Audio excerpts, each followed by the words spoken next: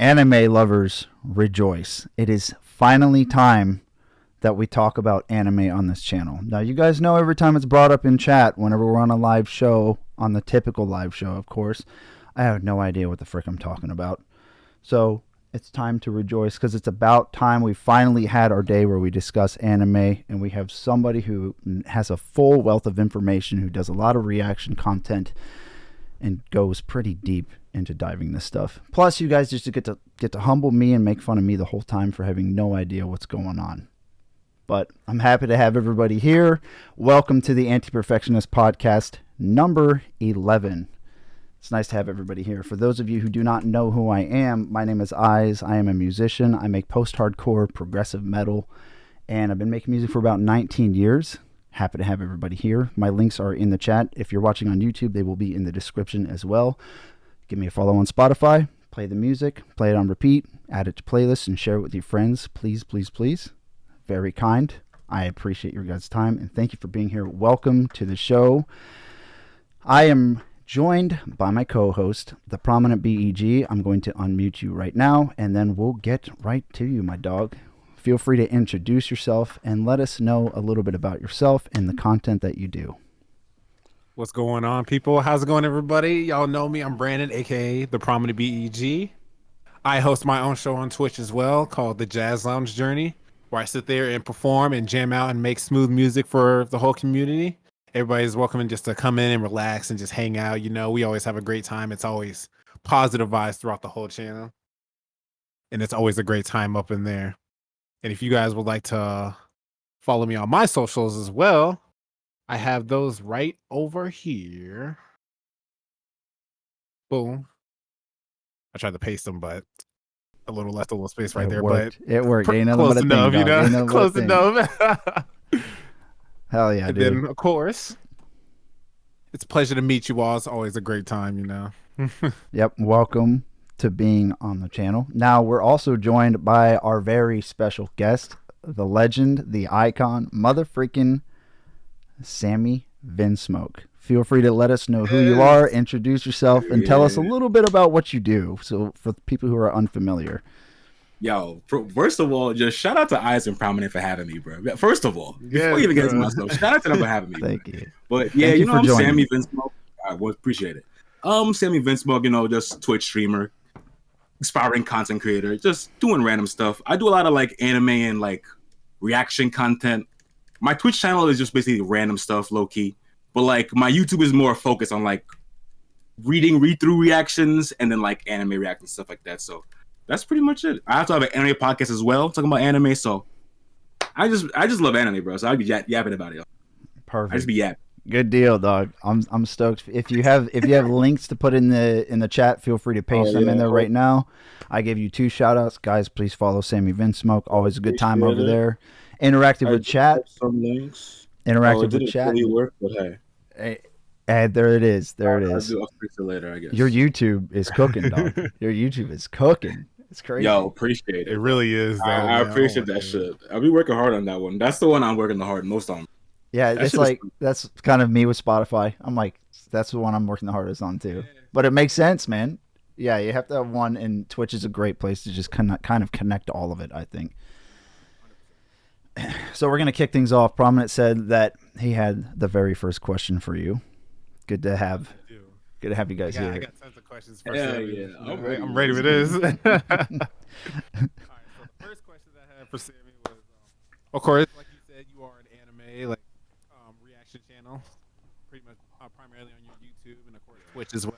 Like that. What was it that like inspired you to become like a anime reaction like content creator? Like, where did all that start? You know, just like the full rundown. Okay, so at least for my YouTube, I just consumed a lot of I used to consume a lot of anime reactions than I do now. Like there was a guy I watched on YouTube. I think his name was like Absolutely Geeked, and he did a lot of like Naruto like reactions. And I'd already seen Naruto, so I started watching them, and I really enjoyed doing that. So then after I had watched that, and then I had also been watching a lot of like One Piece creators, I then started to be like, I kind of want to make this also. You know what I'm saying? So, but instead of doing like, instead of doing traditional manga, my first like YouTube content was like Korean manhwas, which is like the same kind of like, it's still like comics, but like they're made in a different country. They're different. Manhwas, or is it still manga? So like they're manhwas, like manhwa, manhwa it's called. Yeah. So like they're like the Korean comics instead of like manga with a GA is like Japanese, you know what I'm saying? Okay. And obviously like there's different like cultural things. Like manhwa is mostly all in color. They're read vertically. There's not really pages. You read it vertically. You scroll down side of. So they're very different and they're different stories. So I started doing content on that because there wasn't many people doing manhwa content. So I figured if I was going to start doing reactions, I figured, you know what I'm saying, might start something that's a little less saturated, you know what I'm saying? Hell yeah. Yeah. What was it that like drove you to like start doing like how did that like start out for you, like when it came to like first starting like making like reaction like content and things like that? Like how was it like for you from the jump, and like how was it I guess when you like started to grow and started to like develop to where you are now, I would say? Okay, yeah, so it was like, I mean, I kind of just started low key because like the first story I started with was Solo Leveling, which is like a pretty popular, it's like an anime now, it's a pretty popular story. So that was the first one I started with. And I didn't like start from chapter 1. I kind of like read it on my own to catch up and then made a video on the next upcoming chapter, you know what I'm saying? Okay. And basically all I did was kind of how I still do it now. My content really hasn't really changed. It's just gotten better, you know what I'm saying? Whereas I kind of just read the chapter on stream live and then just give my thoughts as it's happening. You get what I'm saying? Yeah. So it hasn't really actually changed because the same thing I did for that chapter, I do now. You get what I'm saying? Yeah, I feel what you're saying, man. Yeah, 1,000%. And I can definitely say that like your content has like gotten better and like improved over the years. And I appreciate it, bro. I appreciate it. Like, I still remember when you had that first channel, and then right when you were about to hit 1K subs, that shit just got clapped. Just like we should get into that, bro. Because yes, please do, dude. Please I does not know this. I don't know. Yeah, so, go into it. Okay, so basically, my first channel, like my channel now is obviously like Sammy Vince Milk, what I go by now. But my first YouTube was called Stylish and Beautiful, and it was like it was like my YouTube before I made content. You know what I'm saying? So I had random shit on there. Like it's low-key crazy because I was making videos before I even made content just for fun. There was a lot of like Street Fighter videos on that channel that I made for fun with the homies. Like a lot of like Marvel videos I made with the homies. Concert videos I took at concerts and put up on that channel. You know what I'm saying? What year so was I had a lot this? When did that shit get Is this like clipped? Is this like the it was original? Like a few years ago or something like that, wasn't it? So it's not like the original. It's ago. not like the original internet YouTube days where you just threw out videos just to throw out videos. Nah, this was not you just did it because that's what you wanted to do, right? Yeah. So before I started making content, I would just put it up there randomly. It wouldn't even be like sporadic. It would be like I went to a concert, took up videos, threw it up there. Me and the homies were playing Marvel. I made a video of us. A shitty like these videos are not good. You know what I'm saying? Like a bad video like recorded on our shitty phone in the dorm room of us playing Marvel, and I threw it together with some fucking Mega Man music under it. You know what I'm saying? Like shitty videos, but just to have fun in the dorm room. You know what I'm saying? So I would do these things and just put them up on YouTube before I even made content. So that was my original channel. So when I started doing anime reactions, I started just uploading it to that channel. So as I was just growing, life just fucking happens where like I started getting hit with like copyright strikes on my fucking videos because at the time I wasn't using a filter to cover the panels. So they were just blatant, you know what I'm saying? You know what I'm saying? So at the time I didn't really know that I couldn't do that because if you go on YouTube and you see people can have videos with no panels, no problem. And that's like one of the major lessons I learned from YouTube from that is that everyone is not equal on YouTube, bro. The same rules do not apply to everyone. You know what I'm saying? And that's just reality. Yeah, right. So if you see, bullshit, bro. It could be favoritism. It could be someone under the radar, whatever it may be. So even though when I was seeing people put up their reactions with panels and I did the same, I got hit because rules are not equal to everybody. So my channel ended up getting obliterated. When I mean like erased from the internet, because I ended up getting 3 strikes. And that was right before I was gonna hit partner for the first time. Yeah, he was literally at like 900 or something subs. Like he was so 40, close. I was 40 subs away from hitting partner the first. Yeah, for hitting it the first time, and it got obliterated. What? So yeah. So were the strikes 3 separate things that you didn't know, or were they all 3 the same? Like, hey, you didn't put a filter over the panel. Hey, you didn't put a filter over the panel. Yeah, it was the same thing, but 3 separate videos.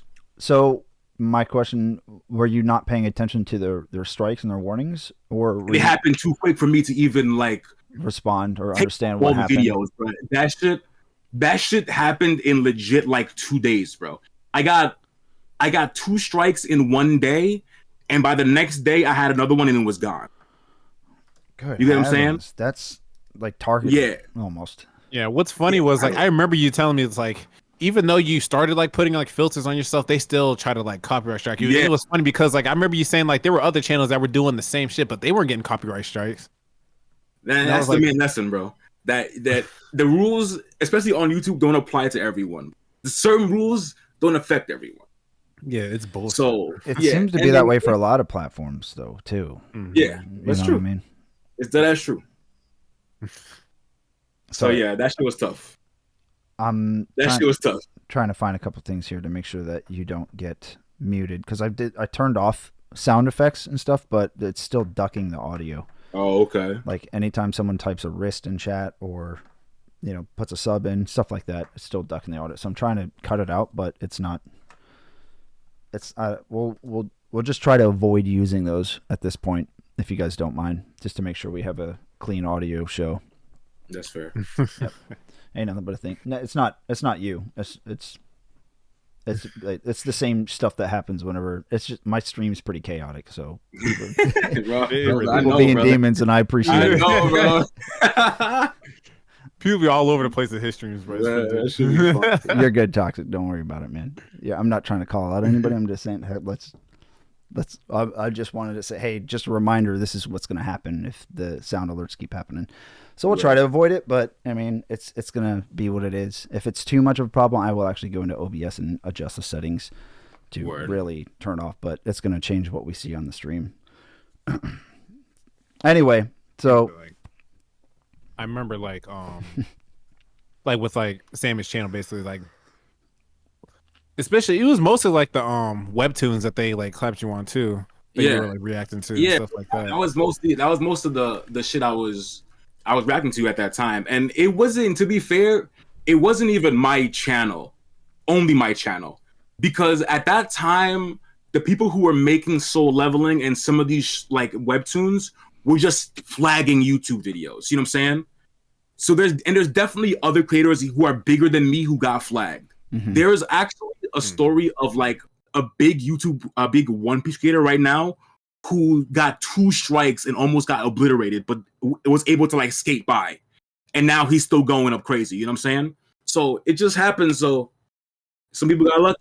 The sucky part about strikes is that you can't remove them, as far as I'm aware. Nah, bro. So if you got 2 strikes, strikes at 500 subs, and then you're at 1 million, if you get a 3rd strike for something really small, is it done, or is it a grace period? Twitch, I believe, is different. So Twitch, I don't think they go away, but YouTube, they go away after like I think 3 or 4 months. So you could wait it out and they'll erase. You know what I'm saying?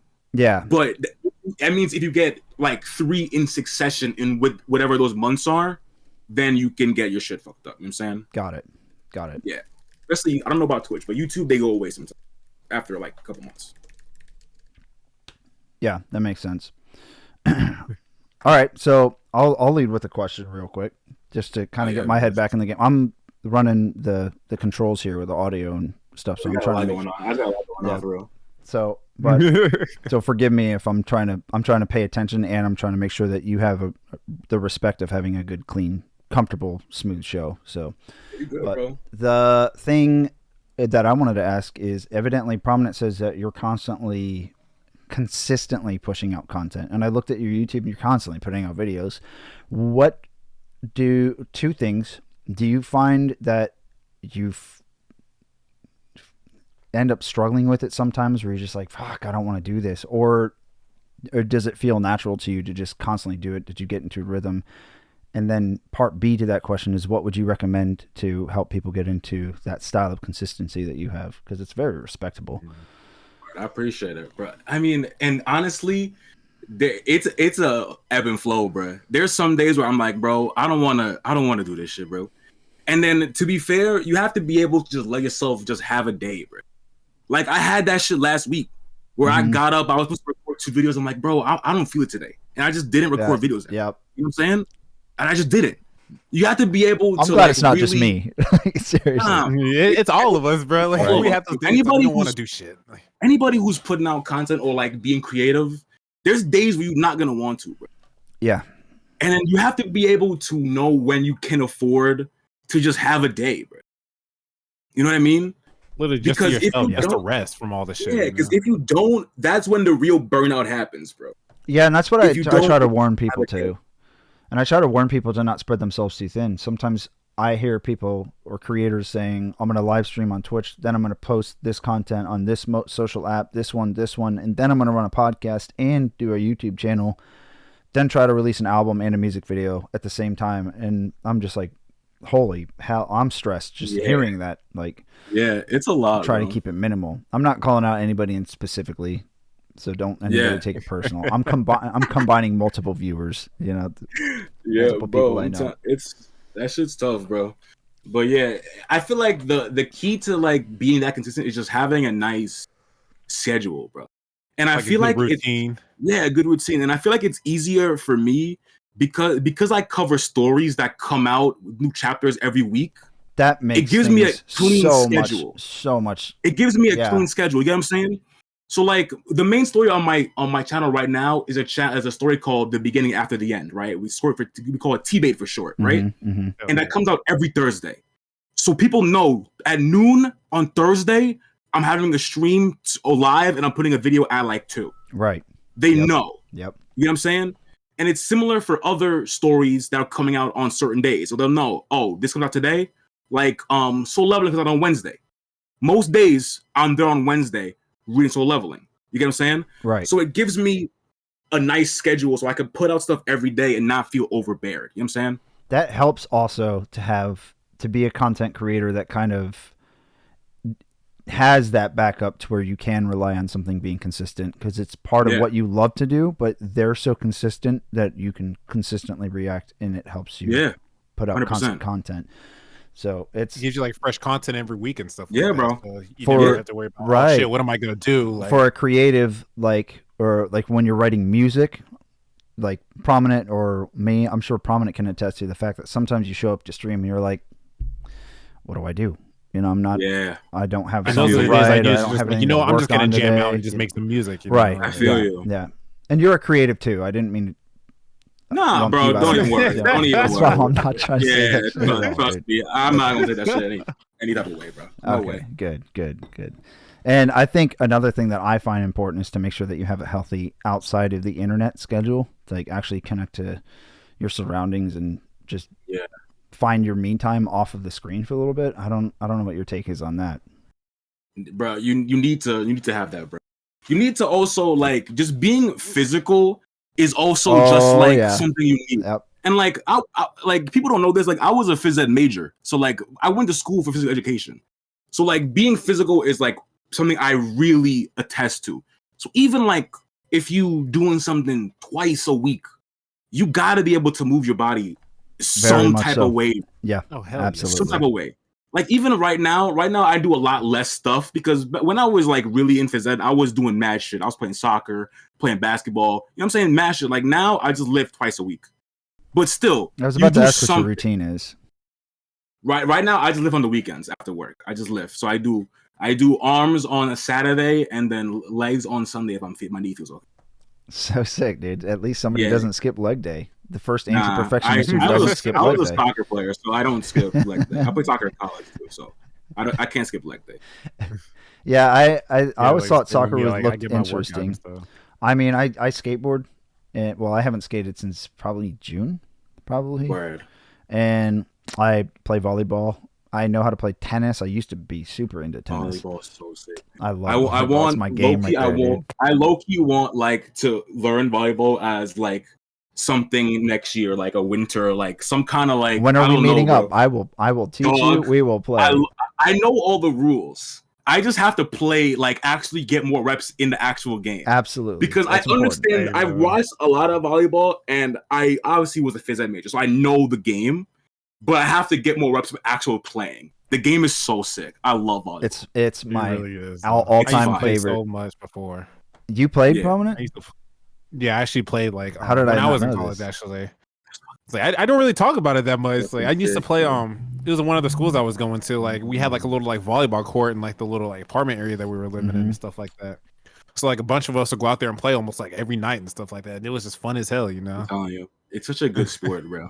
It might actually be the best sport, low key. Like unironically, it might be the best sport because I feel like it is the best like spectator sport too. And it's Because oh, you can yeah. have somebody Yep.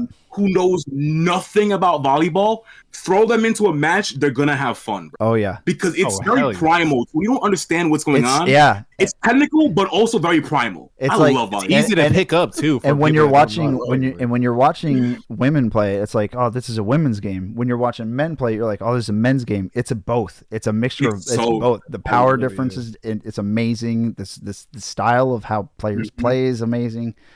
It's just such an all well-rounded sport and just typically a good time. And I don't typically find, like with tennis, there are a lot of stuck-up people who have an ego. It's like very cliquish. Volleyball, That's the tennis sport. you Tennis is that kind of sport. Yeah. It's like a country club ass sport. You know what I'm saying? 1000%. Yeah.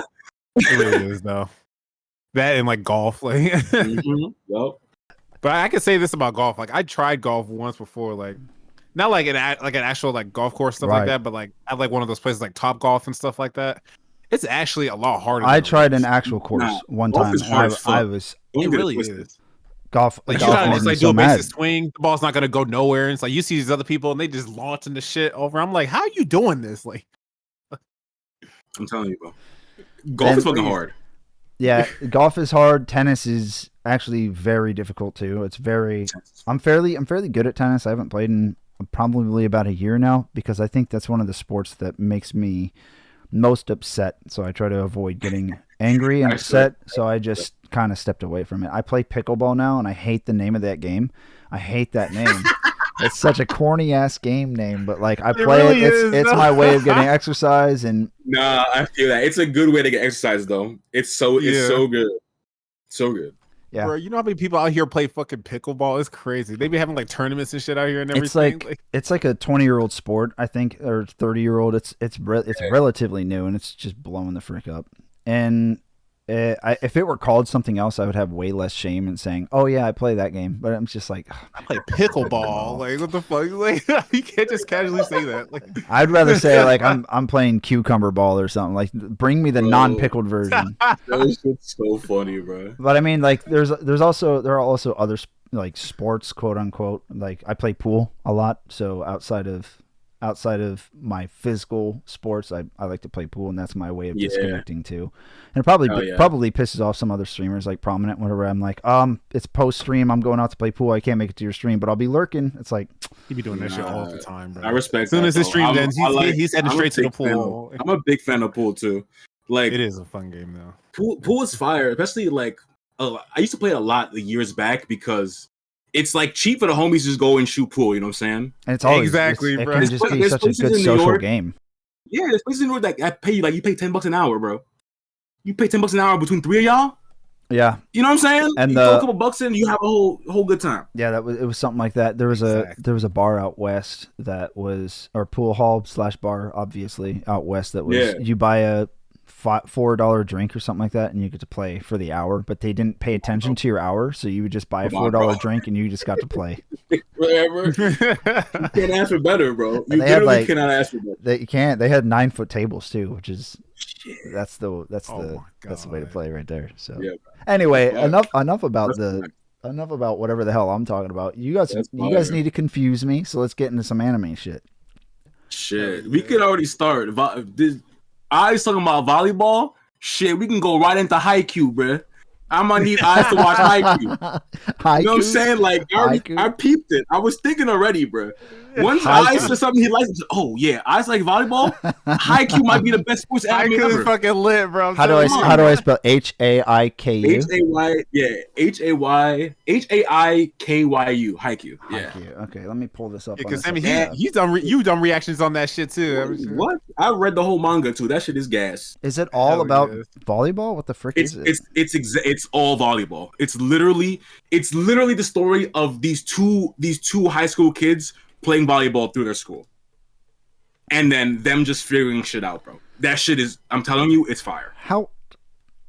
I want to ask how this is a good story, but I'm sure there are a lot of twists and turns. I'm telling you guys, I'm telling you, bro. I'm telling you, Okay, it's fire. I pulled it up bro. in a separate tab. You know what I'll do is I'll Yeah. have to watch your reaction. I'll look on YouTube and see what. Yeah. Yeah, I Should think say I should about have it. reactions to Haikyuu on there. Yeah, as long as if I can find episode 1 of your Yeah. reaction, that would be the best Yeah, way. if I don't have a YouTube video on it, I definitely have a podcast of that shit. Me and my homeboy Dion 100% talked about it on the podcast. Did you put your For sure. podcast link? You did in the chat, didn't you? Yeah, I did. Perfect. Yeah. And I will. Because if y'all don't know, because Sammy, he runs his own podcast as well, Yeah. called the Dos Yonkos Podcast. Yeah. Those Yonkos, bro. Didn't Dos know Yonkos, that. yes. Yeah, it's an anime podcast. You know what I'm gonna do? I'm gonna just watch a few episodes. Oh my gosh, of a few episodes of Haikyuu, and then I'll be like, "Can I be on the podcast? I know anime." Hell yeah. You're gonna be like, "Bitch, Yes. shut the hell up! You know No, I'll nothing." be like, yes. I just watched one season. Bring him on for Haikyuu, brother. We'll chat about it. Trust me. Okay. I'm down, bro. Well, before the show, we were talking about Dragon Ball Z and how it should have ended at the Cell Saga. I want to go back into that Yes, bro. before I get lost in everything else. As far as I'm aware, the original creator intended for Goku to end up. That was it. That was the end. And Gohan was supposed to take over and be the lead character. But this is what I heard, is that the fans wanted a more uplifting, lively character, and Gohan was too kind of serious, so he pulled back. Is that what it was? I don't know if it's the fans, but it definitely was his editors. His editors were definitely, has to be. There's 100%. Editors would definitely, because you got to think about how massive Dragon Ball was at the time. And Dragon Ball was at the time probably printing money. And Goku's an iconic character. His editors would probably be like, "Hey, bro, you can't kill Goku, brother." In his ear, like, you can't kill Goku. You know what I'm saying? But so it could have been. Series would be over if you killed Goku. I'm hard pressed to believe the fans would make someone like him change his mind. Like, just fans, bro. Like, come on. Yeah, that makes sense, and that's what I've always heard. But it's nice to actually hear this argument. I don't know for sure, but I feel like, because editors control shit all the time, bro. They're making a lot of decisions on these mangas and shit like that. So I would not be surprised if they were like, "Hey, bro, you could do this, but we strongly suggest you not killing Goku." And he was like, "All right, fine. I guess I won't kill him." He sold out. He sold out, and that's when the show started going down. And then they brought Gohan back as the Great Saiyaman. What?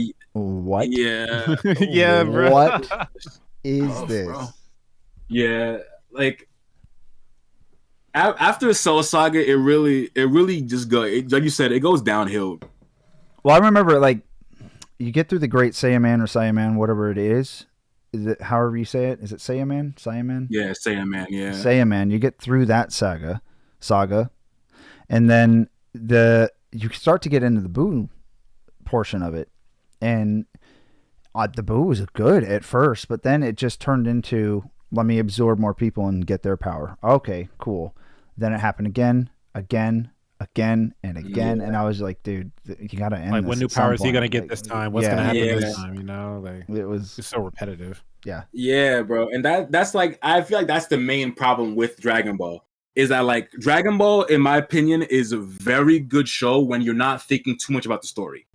Are when you you're speaking looking at, specifically Dragon Ball or Z? I'm talking about Z. I'm talking about Z. Sorry, Okay, when I'm because talking, I've heard Dragon Ball Z. is way better, but go Yeah, ahead. Dragon Ball when he's like little kid is actually fire. Okay, I'm we'll talking go into about that Z. next. We'll go into that next. Yeah, Sorry. I'm talking about Z. But yeah, the thing with fucking Z is after, not even after the Cell Saga, the story is very repetitive. So it's way better to like experience the story when you're not thinking so much about it. Because when you break down how the actual story goes and the plot lines of each arc, they're almost identical. Alien comes from Sky to attack Goku. Goku gets murdered by Alien, then gets stronger and kills Alien. That might happen Precisely. That might happen in every arc besides Cell. That's what makes the Cell Saga so sick. Because the Android Saga was something that like was just made. Like Jero is making these motherfuckers. You know what I'm saying, Dude? Like you think about maybe Raditz. Raditz is the first villain. Raditz comes from the sky to fucking get us out of here, bro. Hell yeah. And boo, like you know what I'm saying. So it becomes really repetitive, bro. But Raditz's intentions were a little bit different compared to the typical, right? Or was he there? Was he actually there to just destroy Earth, or was he actually there to get Goku? Intentions are all different. They all have different motivations. But I'm talking about when you like strip the arc down to like what it is on its basis, they're all identical. You get what I'm saying? Other than the Cell Saga, is what you're saying. Other than the Cell Saga, in my opinion, yeah. Yeah, you're absolutely so right. that's why when you think a lot about it, it gets worse. So like when you're just watching and enjoying the fights and explosions and the bright colors, it's fucking lit. But I think you kind of helped break it down as to why I got. The more I look back on the Boo Saga, I get irritated because I'm like, yeah, it's very repetitive. It's so repetitive. I mean, maybe it's not just that specific plot line itself, but maybe it's the fact that it's been rinsed and repeated. Right, for sure. Damn. And like there's even stuff in that saga that like is so not great. Like the whole Majin Vegeta thing is actually terrible, bro. I barely remember it. Check out on my nerves. It's actually one of the worst things to happen in the story, bro. So like basically, like if you don't remember, basically the guy who's making all the Boo and shit, Babidi, he gives the mark of the Majin to Vegeta and he becomes evil again. And he starts fucking wilding out. He starts killing civilians. Like after we've had Vegeta like literally leveling up, becoming a decent person, he just reverts because he gets mad. Goku's stronger than him, bro. Again.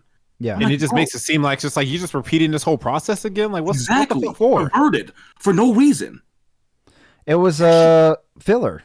It was just another reason for Dragon Ball Z to add filler because they had so much filler. The crazy part is that shit is canon to the story though. Like I wouldn't care if they just put it as filler. That shit like is canon to the actual story. Like the Majin shit happens to Vegeta, and I'm like, it's bad, bro. Yeah, it's fucking terrible.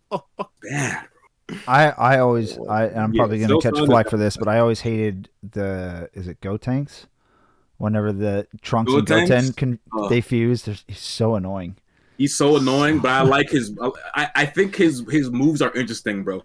Like a lot of the shit he does, like the ghost, the ring. Like he has a lot of cool shit, but you're right. His voice of them like layered over each other is so annoying. His voice is 1,000%. Oh my gosh, dude. All right, I feel good. I feel good about I'm on track with Dragon Ball Z. Like I have some decent opinions at least. Yeah, bro. What I want to talk about low key is like because you're pretty much as versed as I am, Sammy, when it comes to Yu-Gi-Oh at least. Okay, yeah, yes sir, for sure. Because especially like we were talking about earlier before before we went live was I don't know if you guys heard, but me and Sammy know this, but they're planning on remastering Yu-Gi-Oh GX. Which I'm fucking excited for. Oh my god! I'm it's about to be fire. Yeah, so bro. They're making the 20th like anniversary remaster of GX, and that shit about to hit like crack. It about to feed families, bro. Oh my god! Bro. I'm telling you, it's about to feed families, bro. The only thing I'm not looking forward to is like a lot of like the first season duels because they were just kind of like just duels just to like throw in, just to like introduce the characters and I don't all know. that shit. I'll even be cool with those, bro. Like, bro, they better not forget my dog on the roof with the stoner, bro. So, if you don't know, the Moki motherfucker. so there was this character in this show, right? And it's so funny when like shows do this. They make a character who's clearly a stoner. For anyone who knows, who's like older. Yep. But kids don't know, like the dude's he's on the roof cutting class, looking at clouds. He's clearly a stoner. Clearly. He was like, man, he's got to vibe out, man. He has the whole voice like, and everything, literally. bro. The character's so funny. So wait, Bro, you want to make sure that they don't cut this character? don't cut him. I need him in the episode. I know what you mean because I feel like it's something they would do nowadays to make sure. Yes, you know what I'm saying? It's like lame. Yeah, so I just hope they don't cut that character, bro, because it's such a good episode. It really funny. was, though. So funny. Shout out my dog. Oh my God. I've not seen any Yu-Gi-Oh. I remember as a kid, I always kind of wanted to watch it. I remember a few things as a kid that I wanted to, or that caught my interest, were Yu-Gi-Oh, Hamtaro, then there was Inuyasha, then finally Digimon, which I always thought Digimon was just a rip-off of Pokemon. You already know, like, I never You watched them. already know. I just saw the marketing materials. Really. Oh, okay. And I because we as a kid I wasn't allowed. Dragon Ball Z was too violent, so my mom and dad were like, nope, we're not watching any of it. I wasn't even allowed to watch Pokemon. It was too violent. Yeah, that's crazy, So, bro. Yeah. like I remember like so the that's start part of like of the why, animes that I think. like seeing. Like a lot of the animes that I like first started seeing were like back in the Toonami days, of course. Yeah. And those are like the animes that came out, like you probably know stuff like Big O, like Case Closed, or like Detective Conan, whatever it was. No, Or as Inuyasha, like Yu Yu Hakusho, like all them shits. Yeah. Or like the one was like Bobo Bo. Bruh. They had some weird ones back in the day too. They really did. But yeah, those are solid, bro. Like especially like Pokemon and Digimon, you really like actually can go wrong with those, bro. If you were to go back and watch seasons 1 and 2 of Digimon, you would enjoy them. Oh hell, fully. Am I off base in saying that I would have a feeling that Digimon would be better than Pokemon? Looking No, back? you're not. You're not off base. I think I don't know how the early seasons of Pokemon like do on a rewatch. I remember trying to watch them years ago, and I was like, "This is corny as hell." Yeah, I feel like the newer seasons of Pokemon are gonna hit way harder when they like up the storytelling. That first season, get into like more intense battles. Yeah, and stuff it might not hit, but the first season of Digimon and Digimon 2 are gonna hit for sure. Yeah, I can definitely say like earlier like seasons of like Pokemon, like when it was like first coming out and stuff, like it was like kind of repetitive as well when it came to like the battles and stuff, especially with Ash and stuff. Like he would try to go to a gym, he would like get to like the gym leader, end up losing, end up getting like some confidence boost, some shit, come back, end up winning again, like. And it would happen like the same almost every gym that he went to, and I was just like, again, bro, like yeah. That's why I'm like, I don't know if those early seasons are gonna hit, but like. It's hard to say because I feel like because the way Digimon was structured, it might not be so great on a rewatch also because it's Monster of the Week, you know what I'm saying? Yeah. So like how long are you gonna be watching Monster of the Week before you get bored? You get what I mean? Exactly. I'm not sure how long it lasts because there is a story in Digimon. In Digimon, there's a story with like Devimon, then shit like that. So there is a story in that first season. I don't know how long it lasts before you get there. Was Digimon like? The name always sounded like they were trying to rip off Pokemon. Is that even close to being the truth? I think Digimon might have came first, bro. Really? Digimon started as like a toy. Is this an Oreo versus Hydrox situation where Hydrox came first and Oreo took it over? I don't know. Sure, I'm not sure if it was first. Chorn said Digi came first. Chorn in chat said Digi came first. Yeah, I felt like it did come first, but like I didn't. Okay, I've been gaslit my whole motherfucking life. Yeah. So like, and Digimon is crazy because Digimon started as a toy before it was anything else. So if y'all know like Tamagotchis, those old like V pets that girls used to have. I remember those. So they like back in like way back when in Japan, they wanted to make a guy version to get the guys. You know what I'm saying? To get the little boys. Yep. So they made Digimon, which was the male version of Tamagotchi. You could like you had this little monster friend, you feed him, no way. you do all this stuff. You swear to God. Yeah, train them, like so level that's them how- up, all that. and that's stuff. how Digital this shit monster. started. A digital Right. monster. What the? Right. Exactly. And that's how it started. And then Lame. because it got popular, it spawned a TV show and a card game, and you know what I'm saying? Everything else is yeah. It's crazy, bro. Digimon is Yeah, but fire. I think it was like I Pokemon. legit Like that have was like one of the those show that games. came Okay. out first. You know. I don't know And then where when it is, but I Digimon came out have- with their show, I it have started one. blowing up. You have a little Digimon thing? Yeah, I don't know where it is, but I have like one of the old Tamagotchi style Johns from like I bought it like last year because I was bored. Yeah, I Type remember shit, that shit dog. too. I remember you had Type that shit. I was bored.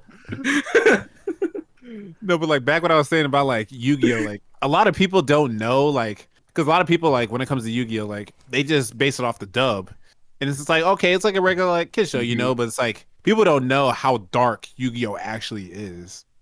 Yeah, bro. They basically changed the whole story when they brought the dub over to the States because Yeah, like like 4 kids and all that stuff, they changed it completely.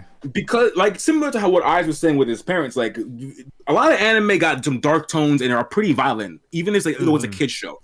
Because the like in Japan they let other shit slide. You know what I'm saying? It's different values. Yeah, and to be fair, the episode my parents saw wasn't one of the filler episodes of Dragon Ball Z where some bullshit's happening and Bulma's Right. throwing on a dinner at the Capsule Corporation. It was just full on Goku ripping out his heart because he was Ginyu, and just another episode of them just yelling the whole time, charging. What the fuck are you Like, watching, bro? yeah, Yeah, they were like, this is no good. Nope. that's so funny. So it automatically No, canceled it makes Pokemon sense. because like I think the art style of Pokemon looks similar enough to Dragon Ball Z because the anime art For style. sure. So it was probably just like all across the board. This is Yeah, out of line type a bit. But I feel that. yeah, everybody's talking up When it Yu-Gi-Oh, comes to- and you do kind of make me curious about how good it is. It honestly, I enjoy the hell out of it, even still now, Yu-Gi-Oh's fun. because like Honestly, And I- if you wanted to it's so good. Yu-Gi-Oh, I would just wait for this remaster, bro. It's so funny to see Yeah. Prominent Yeah. fangirling so hard over something too. So it's always since like day one where he's like, "Yeah, I'm a Yu-Gi-Oh Loki stan," and I'm loves like, Yu-Gi-Oh, "Wait, bro. what? He I loves am, bro. Yu-Gi-Oh, bro. A jazz Soul King fangirl?" plays Yeah, bro. Like that might be the most game kidding, like dog. game plays the most, bro. Legit is Yu-Gi-Oh. oh yes, without a doubt. Without a doubt. Like even in my spare time, I'm playing like Yu-Gi-Oh! Master Duel on my Switch. I'm playing Duelist on my phone, bro. Yeah, Like, bro, it's yeah. crazy. Prominent a duelist through and through, bro. That's am, it, dude. bro. I respect it. Because man. Yu-Gi-Oh's I been a part of respect me it. since like my childhood. It's like I'm feel just that. fucking it's with you, fucking by the way, great. dog. I'm just messing with I you. feel that. Yeah, I bro. know. But like, yeah, like a lot of people don't realize like how dark that shit is. Like, there's so much shit censored with it, like, especially with like the main thing being like, oh, he just went to the Shadow Realm, but Ash Rally, he died. Yeah, Like he fucking died. Like, yeah, and like there's a people lot be of- having duels out here that kill people, and people don't Bro, realize that. it's fucking crazy. It's like you were saying, like the dub literally changed the whole story to make it like kid friendly. But if you were to read the Exactly. manga of Yu-Gi-Oh, that shit is dark, bro. Motherfuckers getting capped, like people getting sent to hell. But like, bro, it's I've always heard literally, the manga's always better. I've heard though. yeah. Because the Just, manga yeah, is just, the yeah. story. I'm a manga elitist, so I'm very biased. Like I don't want to say elitist, but I'm also someone who believes the manga's always better. Like almost always. No, I mean, I don't really, like I said, I'm not familiar with a lot of it, but I have that stance too. The manga's always, I like the artwork better. I like how much it actually fills in the story a lot better. Yeah, It's not really kid friendly. It's meant for an older audience, I think. Yeah, for sure. Yeah, and then it's also a thing like the manga is like the source material. The manga is coming from Exactly. the mangaka's hand. Like he's the one penning this shit. You know what I'm saying? So when you have anime, like it's based on the mangaka's work, but someone else is redrawing it, making it, animating it. So it's another layer of someone touching it. So it feels like I don't know. I don't want to say lesser, but like I don't know, bro. The manga just always hit more to me. Yeah, because like anime, like compared to manga, like anime is just like an adaptation of the manga at the end of the day, you know? You know what I'm saying? Right. And they always they take liberties to cut shit out, move shit around in the anime to make it flow better. But like Exactly. the manga is true. How the mangaka wanted the story to be, that's what it is. Exactly. And like especially when it comes to stuff like Yu-Gi-Oh, like a lot of people don't like with the anime, like they couldn't do like season 0 of the Yu-Gi-Oh manga. Hell no. Because like people don't know there's a season 0. That shit is dark. Like, that shit too dark, bro. Really? Exactly. They couldn't even really change that shit, bro. Because like, there's no way to even change that story. So they have to just cut it out. You just cut it. Literally. You know what I'm saying? So it's tough. And like everything with like people don't know like with like the first seasons of like Yu-Gi-Oh and the anime and stuff like with like when Yu-Gi-Oh was like dueling Pegasus and stuff like that, like even though like Yu-Gi won and everything and it's like Pegasus like they made it seem like oh he just got sent to the hospital after he like lost his eye or whatever, but no, like in the manga he died. Like, He's just dead. He's just dead. Yeah, he died. Like, yeah, bro. There's shit like, for example, I believe when Yugi is dueling Arcana and they have the shit to their legs and it's gonna like like the saws and stuff. Yeah, like, in the or the anime, dark energy discs. In the anime, it's like dark energy, so it just like saps your life form. In the manga, It's literal saw blades coming. And you're gonna get your legs cut off if you lose. Like, jeez, it's crazy. Shit is insane. Or like with the whole Battle City arc, for example, like Merrick out here fucking killing people, like just off people, bro. Yeah, I'm telling you, the manga for Yu-Gi-Oh is dark, bro. For real though, it's fucking crazy. Oh my god, sounds that's why I fucking clean. love it so much, bro. Like Fire. you get deep into it, it's just like it's Fire. actually a lot better than it is. It's fire. All right, Prominent, what's on your mind? Fire off. What question you All got? right, I do got another question right here. Like This is cooking. So, like, I gotta be honest, this is cooking as hell. Type shit. I'm all about telling it. you, bro. Hell yeah. So like what was it like? I know we like touched base earlier and like you like haven't been like consistent and stuff like with like creating your videos and like what is it like drives you like I guess like in terms like your self-discipline when it comes to like making videos like what forces you to just like okay let me get this reaction out the way instead of you just be like oh I can procrastinate or like do this another day or something. Like what drives you to like force yourself to like I want to keep doing this and, like I want to keep making these videos, you know? I feel like it might be like threefold. One, obviously, to like one is like two of them are connected. So like obviously you want to grow, just grow your channel innately. So you want to just put videos out, but growing your channel also comes with money. You know what I'm saying? And like anyone who's making content would be like lying to themselves if they don't want to make some kind of money from shit they make. Even if it's not like a life-changing amount, motherfuckers want to at least have some kind of return for their efforts. You know what I mean? It's exactly what I was pretty much saying on stream. Yeah, we were talking about this yesterday. Yeah. Guys. So like even if you're not one of these people who's making crazy amounts of money like other streamers, you still want to be able to get something from your efforts. 1,000%. You know what I'm A saying? little bit of reward at least. Right. So that fully drives me. And then what also was cool about like doing a lot of like read-throughs is that when I'm invested in the story, when a new chapter comes out, I want to stream. Like when T-Bait drops on Thursday, there's no way I'm not reading that shit, bro. Yeah, because it turns into like a tradition thing with your community, with your crew. Yeah, it's that, and like I also am an enjoyer of the story. I want to know what happens, even outside of just making content for it. You get what I'm saying? 1,000%. When it comes to stuff like One Piece and things like that too, especially when One Piece drops on the weekends, like we're all tapped into like, yeah, bro, read that shit with you, bro. Like, yeah, bro. So that's what I'm saying. So like when it's stuff like that, it makes me want to like have the stream and record the video because like I want to know what's happening in this chapter, especially if the last chapter ended on a cliffhanger. I'm like, hey, bro, I waited a week for this shit, bro. I'm trying to read this shit, bro. Hell yeah. I'm trying to read this. Come on, dog. Yeah. So it definitely helps when the stories are good, and I only react stories I am fully like invested. Okay. If I start, right, if I I like start reacting to like random shit out here. Yeah, it's just like if I start not fucking with a story, I'll just drop videos and read it on my own. Like I'm not finna make. Yeah. I'm not finna make videos for stories I'm half-ass on. That shit ain't happening, bro. yeah, because you're not going to be invested, especially when it comes to like reactions and stuff. Yeah, for what? You're gonna notice like they're gonna be like, oh, he's I'm not like, really why that would much you into it I because the don't story like- is kind of like man. That makes Like, no sense. Yeah. You know what I mean? It's more transparent than what people want to believe sometimes too. You're crazy if you think a viewer can't tell. You're insane. Straight up. You're crazy. 1,000%. Yeah.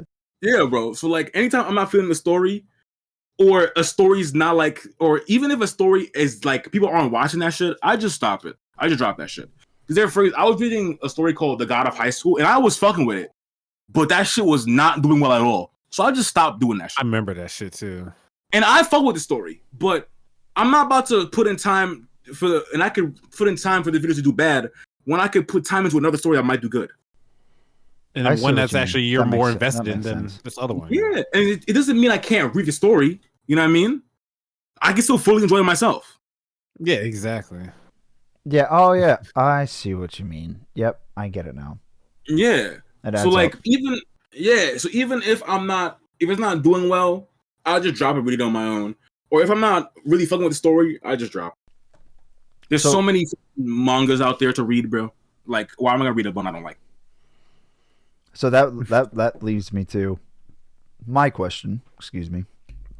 What was your worst reaction, and how long did you hold on to it before you were like, was this a learning lesson where you're like, fuck, I should have just dropped that? Because it sounds like you're full confident in just dropping it if it's not good. So it sounds like a learning lesson. What taught you that lesson? What was one of your worst reactions where you're like, why did I do that? You weren't into the story, whatever. You know what I mean? I'm trying to think. Do I have any stories that I really didn't really fuck with, bro? I know there's gotta be something that you were just like, I don't know if I want to keep reading this shit. Just like, I guess there is one, like, I don't even say I don't want to keep reading it. It's just that I just felt like the reactions weren't great. And I think the story was good, but I don't even really know what it was, bro. And it was a story called Ordeal. And it was like a kind of like a weird story about these like superpowered people. Like, I don't know. It was a weird story, but I did enjoy it. But I did feel like the videos weren't great. You know what I'm saying? Mm-hmm. So I just ended up stop doing those two. Even though, again, I like the story, but I just felt maybe my reactions weren't good. And it's tough to say because I'm remembering right now I was like an outlier. It was a reaction to a funeral, and I thought it was very good. You know? But yeah, that might be the only one I'm thinking of. Mm-hmm. Because even stories I didn't continue, even if I didn't continue them, I would have liked to. I just never did. You know? Yeah, that makes sense. Yeah. Yeah, and of course, like when it comes to you, it's like it's not even just like regular like stories that you be reading that you react to. You react to like a lot of different shows and stuff too. Like your latest one that you've been reacting to is Kamen Rider. Mm-hmm. Yeah, I became a Kamen Rider fucking TikToker, bro. That was crazy. Really? I remember that shit. One of your fucking videos went fucking viral. Yeah, bro. that might be one of the craziest things that happened to me this year, bro. Is that I just randomly became like a Kamen Rider like content creator on the Clock app, bro, out of nowhere. I remember that shit. I was just scrolling down like on TikTok. I remember seeing because I always see your reactions. I'm always liking them and all that it's stuff. Crazy. It's crazy. I remember seeing that one. It was just like that one had like 16,000 likes or even more than like or something like that. I was like, bro, yeah, he went like super viral on videos, bro. Dog, I deadass had a Kamen Rider video on my TikTok that has 1 million views, bro. No funny shit. Yes, bro. I saw that was fucking hype for you. I was what? like, oh shit, Sammy. I swear to God, bro. What? I swear to everything. That shit is it's actually popping like off. How it actually happened though is kind of wild, bro. Because it's just the fucking like it's just how the internet really does, bro. So like I started watching Kamen Rider by the most random shit ever. I was scrolling TikTok. I seen a video of one of the transformations that looked cool. So I was like, huh, that's kind of interesting. I might watch this. So I started watching the show by myself, no content, just vibing. You know what I'm saying? But I have no one who watches Kamen Rider in my friend group. So when it's fucking lit, I had no one to talk about it to. So I started making videos. You know what I'm saying? About just saying what I was feeling watching the show. And then those talking videos started popping off. And then people started going on my TikTok. I'm like, wait, you do anime reactions? You should react to Kamen Rider. So I was like, all right, fine. I'll just watch it on stream now. And then we're here. And now I just, my TikTok is pretty much. Yeah, I legit just looked it up, bro. Like, this video has like 103,000 views, bro. It's fucking wild. Or 103,000 likes. It has like 1.9 million views. That is so mental, man. That's bro. It's so that shit's bizarre. crazy. That shit was like, I'm telling you. You can't really That predict was- the algorithm, man. You Yeah, just, bro. you just, honestly, you just keep posting shit. Yeah, That's I why could we- have never predicted that shit would take off, bro. Because again, I just started yapping to the camera because I had no one to talk to about the twists, bro. I'm like, this show's going crazy. I had no one to talk to. It really about was it, though. I'm like, bro. But sometimes it's the best because there's probably somebody else out there who feels the same way because it's so right. undercover at the moment, and then Right. they finally found someone who's just as enthusiastic about it. Bro, Yeah, it's funny that I say that because I had a comment of somebody say today that they wish they could like experience the show I'm watching for the first time again. And some other guy said, hey, watching his videos makes me feel like it's the first time. And I said, damn, that's fucking fire, bro. That's the way to do it. That's fire. That's genuine as hell. So that Dude. shit happened today. I'm like, but that shit is real. You know what I'm saying? So like people are watching that shit and experience like through me feel like they're watching for the first time. Because I'm going crazy in the show, bro. Because this shit is nuts. It's nuts. It's clean, dude. So badass. Yeah, bro. I'm mailing. Congrats. That's Yo, insane. appreciate it, bro. It's really crazy. That's probably one of your more recent favorites, isn't it? Oh yeah, for sure. That yeah, and like there's certain shit, especially with like putting up a lot of Kamen Rider stuff. Now that I've been doing it for a couple months, I kind of know what was gonna hit.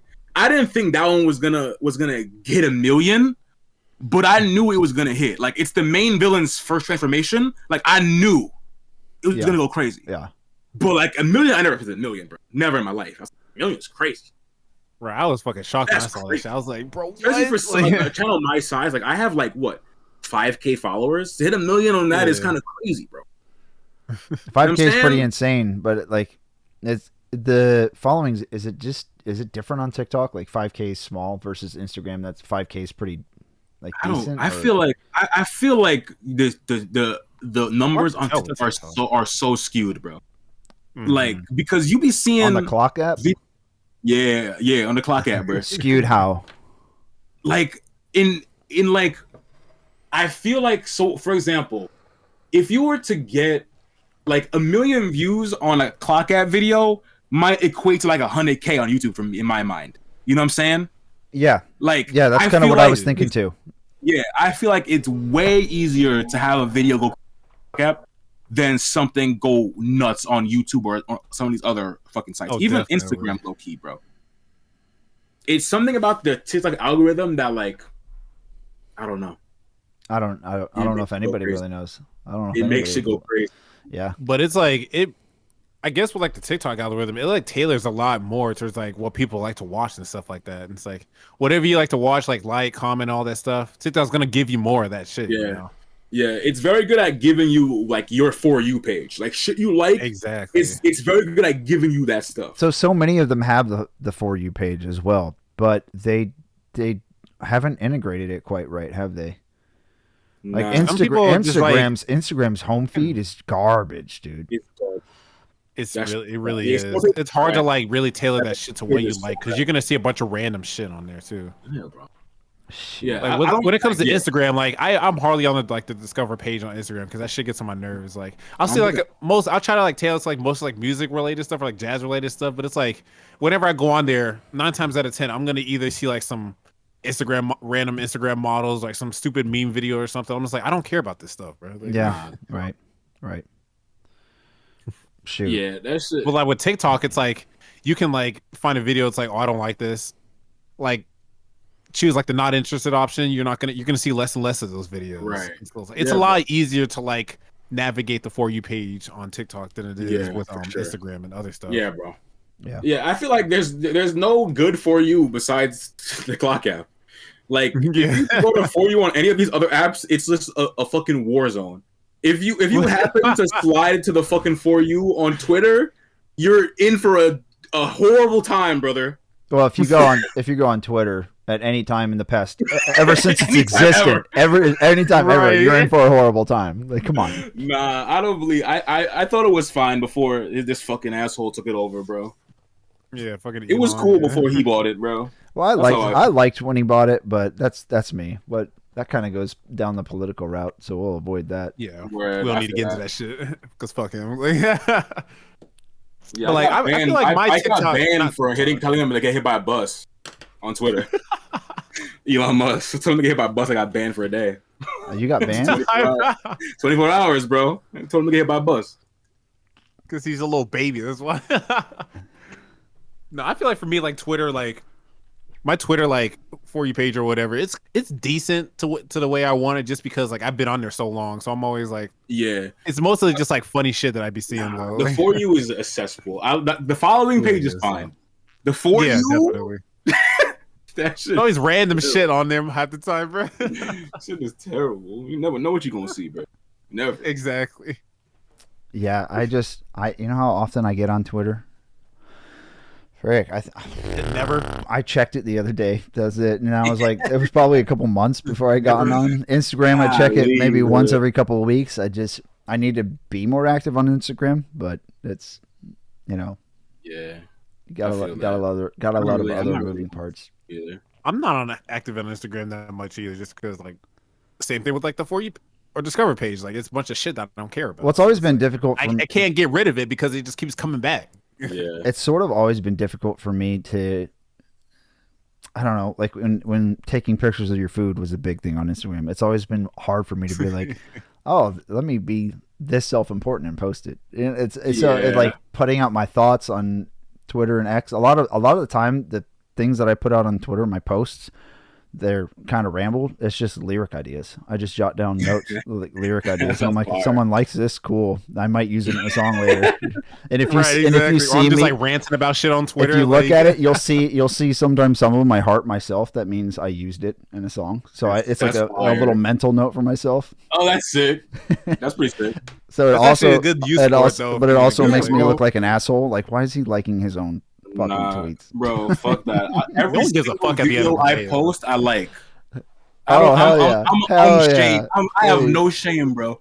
You telling me I made it? I don't like it? Fuck that. No, I know. Like, no, I listen to my own music. Of course, I enjoy the stuff that I make. So why wouldn't I listen to it? Fuck out that like button. I don't care. Hell yeah. My shit. Like, I'm the first person like that shit. I post it, double tap. Yep, that's right. That's what I'm talking about, dog. Are you crazy? Yep. That shit's funny. Like, why people are like, why are you liking your own stuff? I'm like, because it's my stuff. I like it. Like, why wouldn't I? Like, what the fuck? Like, I don't actually understand that question, bro. What do you mean? Why am I liking my own stuff? You think I made this? I didn't like it? Yeah. Like, you think I'm just throwing it out there just because? Like, what the fuck? What? Come on, bro. Yeah, let's be real. Let's be real. Yeah, let's be real here. Have some self-respect and like your own shit for a change. Like, what are we talking about? All right. Like, no one's gonna fucking hunt you down for like liking your own shit. Like, all right, it's time. No one cares. And if they do, fuck them. It's time. It's time to get controversial. Oh shit, Sammy. Hold on. What is the most overrated anime that you hear everyone talking about? Oh, the most overrated anime. Let's get the chat to blow up. Y'all gonna make me get controversial, bro. They gonna hate me for this, bro. They gonna hate Speak me on mine, bro. This, Speak on mine. But it's Demon Slayer, bro. They gonna hate say that, this, bro. I knew he's gonna say Demon Slayer. They gonna hate me for that shit, bro. But it's Demon Slayer, bro. Yes, I'm sorry. Everybody says Demon Slayer is overrated. Honestly, I agree. That shit is overrated. It might be like it literally no one, and this is what frustrates me, bro. Because not only is the show like not that good, the shit has like fried everyone's brains now to a point where like it affects other shows. Not only did he just double down on how bad the show is, he also doubled down on how dumb the fan base is. Nah, right? I'm telling you, bro. Like, I don't even want to say that fan base is dumb, but like the show has fried their brains in a sense where like people now believe an anime can only be good if it has triple S tier animation. Where we that's where I feel like it's really fucked people up, bro. Because now we can't even have a shit with like B+ tier animation and good story. People think it's trash. They just instantly dismiss it. Yeah. Yeah, bro. Yeah. That shit, dog. That shit really be killing me, bro. So like my beef with Demon Slayer is like less with like actual Demon Slayer and more with how it fried their brains with animation. That's really my main beef, because there's a lot of basic stories out there, which is fine. You know what I'm saying? There's a lot of basic stories. The story is very simple, it's basic, it's whatever. But that shit really frustrates me, bro. It's like it fried their brain. Is Demon Slayer a very basic story? Or would you say at the time I feel like it is. Was it at the time at least cutting edge, or is it just the animation that got people? No, it was legit only the animation. In my opinion, it was only the animation. And the reason I say this because no one was really chatting this show up until one episode happened where it looked beautiful. And it's episode, like I remember like yesterday, it was episode 19 of season 1. Everyone talks about this shit like it literally fried their brains, bro. I can't say this enough. That one episode fried their brains. They talk about it like it's God tier. Just bro. a massive and hypnosis. again, the anime looks beautiful. And I will not say it doesn't. Like, it might be one of the most beautifully animated animes ever. But that doesn't mean every single anime needs to look like this. You know what I mean? Right. If the anime has a good art style, it shouldn't be the standard. Right. No, if the anime shouldn't. has good art style and like decent animation and a good story, that can be an S tier anime, bro. Yeah. You don't need 100%. to have these animators not seeing their families for 8 months to have a show be good, bro. Because that's what it takes when it's shows look like that. That's what it takes, bro. These animes, they don't like see they're pouring their heart and soul, that's what it takes. blood, sweat, and tears into that animation, bro. Like, don't think anything different.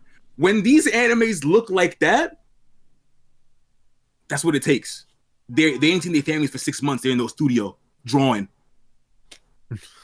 Yeah, bro. And thanks to Demon Slayer, the premise seems to be that it's not going to be enough because of it. Right.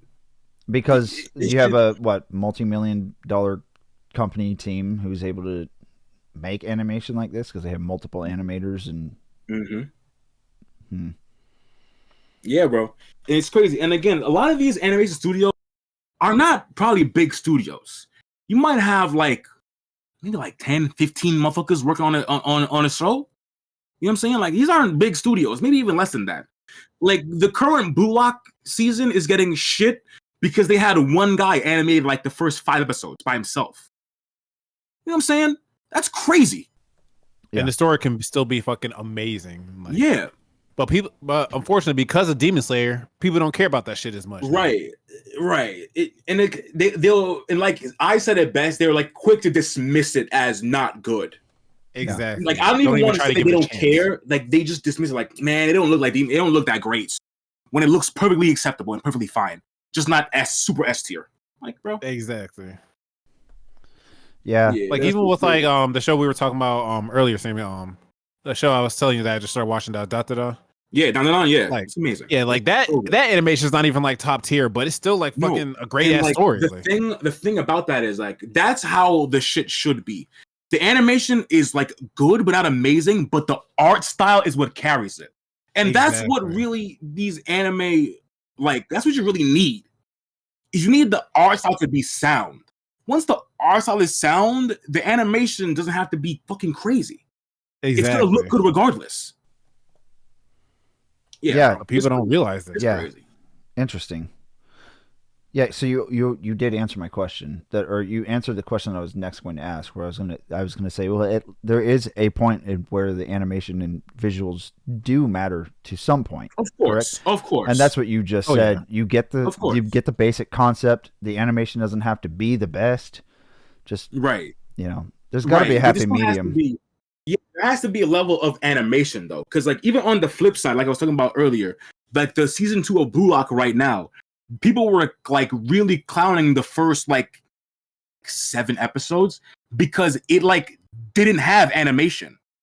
Like, it was like a slideshow, because they had one dude working on it. So I'm not gonna say it doesn't matter because it clearly matters. Oh, definitely. But it's not to a sense where you need this shit to be overtly insane to make a show good.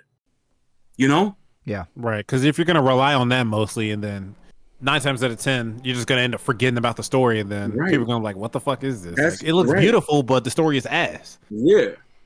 Yeah. So on the inverse of that question, is there an anime that you see a lot of people in the community that they really dislike that you think is one of the better ones, or that's severely underrated? Not slept on, but underrated, where people just dog it when it's decent. There's one I've been thinking about lately. Like, I don't want to say, it's hard for me to say that it's decent, but like I do think it's decent. But I found a new appreciation for this anime after like finding out more about the person who wrote the story, is Fairy Tail.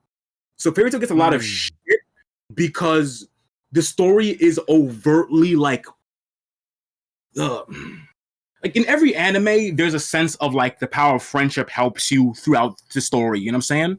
Right. But Fairy Tail is overtly and heavy-handed with the friendship aspect, where like it becomes kind of like, I don't want to say toxic, but it gets like every single like problem or conflict in the story just gets solved by my friends need me. I'm gonna somehow get stronger. You know what I mean? Yep. Somehow I'm gonna power up somehow. Yep. So that people shit on that show because of that, and it kind of takes away from the story. But I have recently got a newfound appreciation for that story because I saw something on Twitter talking about the mangaka. When he was writing the story, he was in a very like lonely place in his life, and he didn't have many friends around him when he was creating this story. Okay. So when you have that context of the author's mindset when he's creating it, it makes sense why the power of friendship is so heavy-handed in the story. You sort of empathize because with it. Right. And that's what he was missing in his life. So now I empathize, like you're saying. I'm like, damn, it makes sense why the motherfucker was so crazy with the friendship, because he didn't really have no friends when he was making this story. He was writing this shit. These people were his friends, bro. You get what I'm saying? Man, that makes me a little sad. It's tough, Right. bro. These characters were his friends. So when you see the story and you see like no characters die when they're supposed to, or other random shit, you understand it a little deeper now. Because you're like, shit, I know what he was going through when he wrote the story. You know what I mean? So I'm not gonna say people should like not shit on it for the power of friendship thing, because it is overt. But I have now gotten a better appreciation for the story, having learned that. You know what I mean? I feel like it makes you. I'll be synonymous with empathy or empathize with it, but like use it in more broad terms. It makes you way more emotionally attached, and kind of when something sad happens, you know that that's actually kind of how he's feeling. So it hits you a little different. Yeah, for sure. Exactly. Yeah, that shit. So yeah, that shit. When I learned that, I'm like, damn. I kind of feel him, bro, because that's tough, man. That's tough. Choose brought up Yu Yu Hakusho, and Chorn was talking Yu Yu about it too. Hakusho? Hakusho. Yeah. Yeah. Let's go into that one. Yu Yu Hakusho is in my top 3 favorite animes of all time. That shit. When I tell you, I have the copy of number 1 by my bed. By my bed, bro. Literally right there. On hand. He literally just like pulls it up like right here. I'm telling you, number 1 by my bed. This shit is phenomenal, bro. It, like I said, it's in my top 3. It's my second favorite. Number 1 is One Piece. Number 2, Yu Yu Hakusho. It's absolutely goated. It's unbelievable, bro. One Piece has been going on forever, bro, and it's still going on. Yeah, There's literally like thousands of episodes. Yu Yu Hakusho is amazing, bro. Yeah, One Piece is crazy. So Chorn said the creator of Yu Yu rushed the ending because he was tired of making it. Can you add to context on that? No, that is true.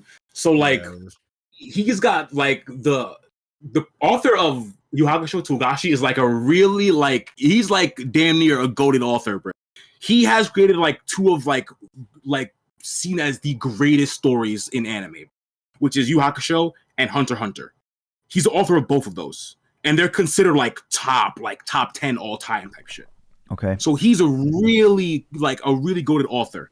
Respected. But he was writing Yu Yu Hakusho for a while. I believe it was his first serialization. So it was his first manga he was writing as a major author, and he just got tired of the story, bro. He's just like, I'm done with this shit, bro.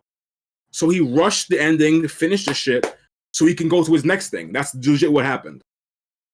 And like the ending is fine. It's not like it's a bad ending, but it's clear that like there could have been more things to happen. But he kind of just like neatly tied it up and like, all right, this is a nice little bow. Done. I'll move on. You know what I mean? He got it. Yep. He just pretty much bro. He just pretty much Walking Dead ending the whole thing, right? Pretty much. Yeah, he was like, It I'm was gonna on for make so a nice long and clean... then just done. See ya. Yeah, he's like, I'm a nice clean ending. This was cool, but I gotta move on. I gotta do some other stuff, you know. And then he wrote on Hunter, which is amazing too. So he did the. He did the. All right, man. It was good. I'll catch you. Appreciate you, dog. Like, that was the ending. It's like, what the fuck? Like, all right, you gonna leave like that? Shit. Bro, that shit funny. Prominent. I've been posting a lot of questions. You have. Feel free to ask. Take over. I'm sorry. Oh, you're fine. I've been waiting, so I'm being patient. So we chilling. But I do have a question. Like back to like the whole content creation thing. Do you feel like you have a little bit of like competition when it comes to your section of YouTube? When it comes to like anime reactions and stuff like that? I mean, I feel like yes and no, because I feel like when you're making content, anybody in your niche is your competitor, bro. Anybody, you know what I'm saying? Especially someone like me, who like I was a sports guy way before I was like a video guy. So like my competitiveness is like always in everything, bro. You know what I'm saying? Oh yeah. Like I was a phys ed major. I played soccer in college. Like so, my competitive nature is always in the forefront, bro. So that's what I mean. Like anybody in my niche is my competitor. But at the same time, you can't really compare yourself to anybody really around you because everybody's content journey is freaking different, bro. Exactly. And everybody's got their own path and all that shit. Unique, bro. But you know what I mean? You have to go through that to kind of pick that up. And it's not like you go through it once. You go through it for like a good solid year, maybe 2 years of just constantly trying to compare. But at some point, you have to realize, I'm just going to do my thing. I'm just going to be me and do my thing. Yeah, that's a fact, bro. Yeah, you really, like, comparing yourself to is that shit will really kill you, bro. When you start being like, hey, motherfucker doing this, he got this many views, I'm doing this and I can't get it, that will just kill your growth, bro. I will just kill it. It's gonna fuck up your ego and everything too. Like doing that, bro. You're gonna start turning into like a toxic competitor, and like nobody wants that at all. Like, yeah, bro. But it does. Go ahead. I'm saying it's very fine to just be like competitive and want to like get better and have your numbers go up, but you can't just be looking at the next guy and be like, and try and do that shit, you know? No, but it helps to or almost instead of looking at the other guy, look at yourself and see, how can I make my content better? You got to continue to try different things. And that's like we said earlier, like it's all fun and games to say numbers don't matter and income from this doesn't matter, but it does at some point when you're trying to make it your living. Bro. Yeah, bro.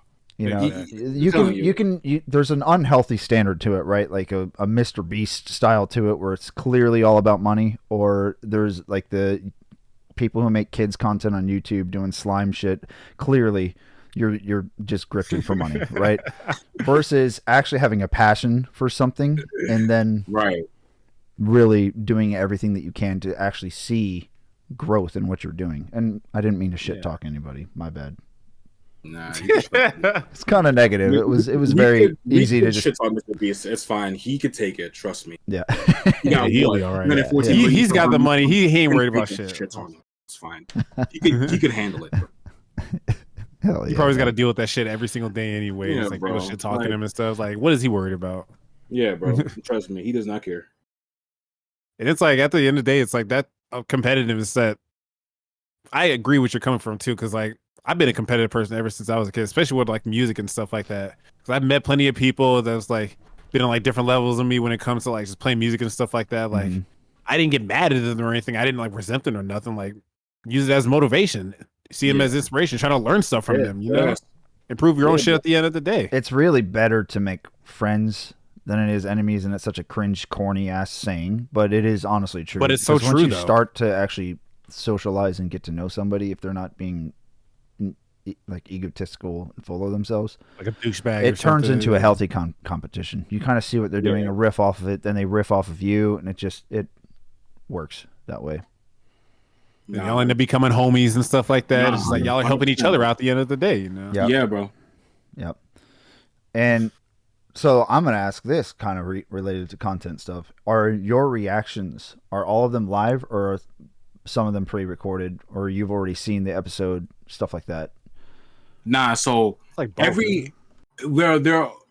everything is live. So anything, even if I'm reading or watching, whatever I'm watching, I'm seeing for the first time. But I also record the videos live. So like I have a stream where I record. So it's not like I'm recording the video by myself and I'm reacting to it the first time. No, I could tell from watching your YouTube content. You sometimes answer a chat real quick, and I'm like, oh yeah, that was a chat. Yeah. Yeah. So I'll have a stream too, where I'll just record that shit live. And I kind of got that low key from like one of the dudes. Like, I don't know if y'all have this. I'm sure you guys do. Of like certain creators who are like bigger than you, who like you like kind of like take shit from, like multiple. Yeah. So I feel like we all have to have. Yeah. So one of the main ones for me is a creator named Sajam, who does a lot of fighting game stuff. And I watch him a lot. Like I've been a sub to him for like years, bro.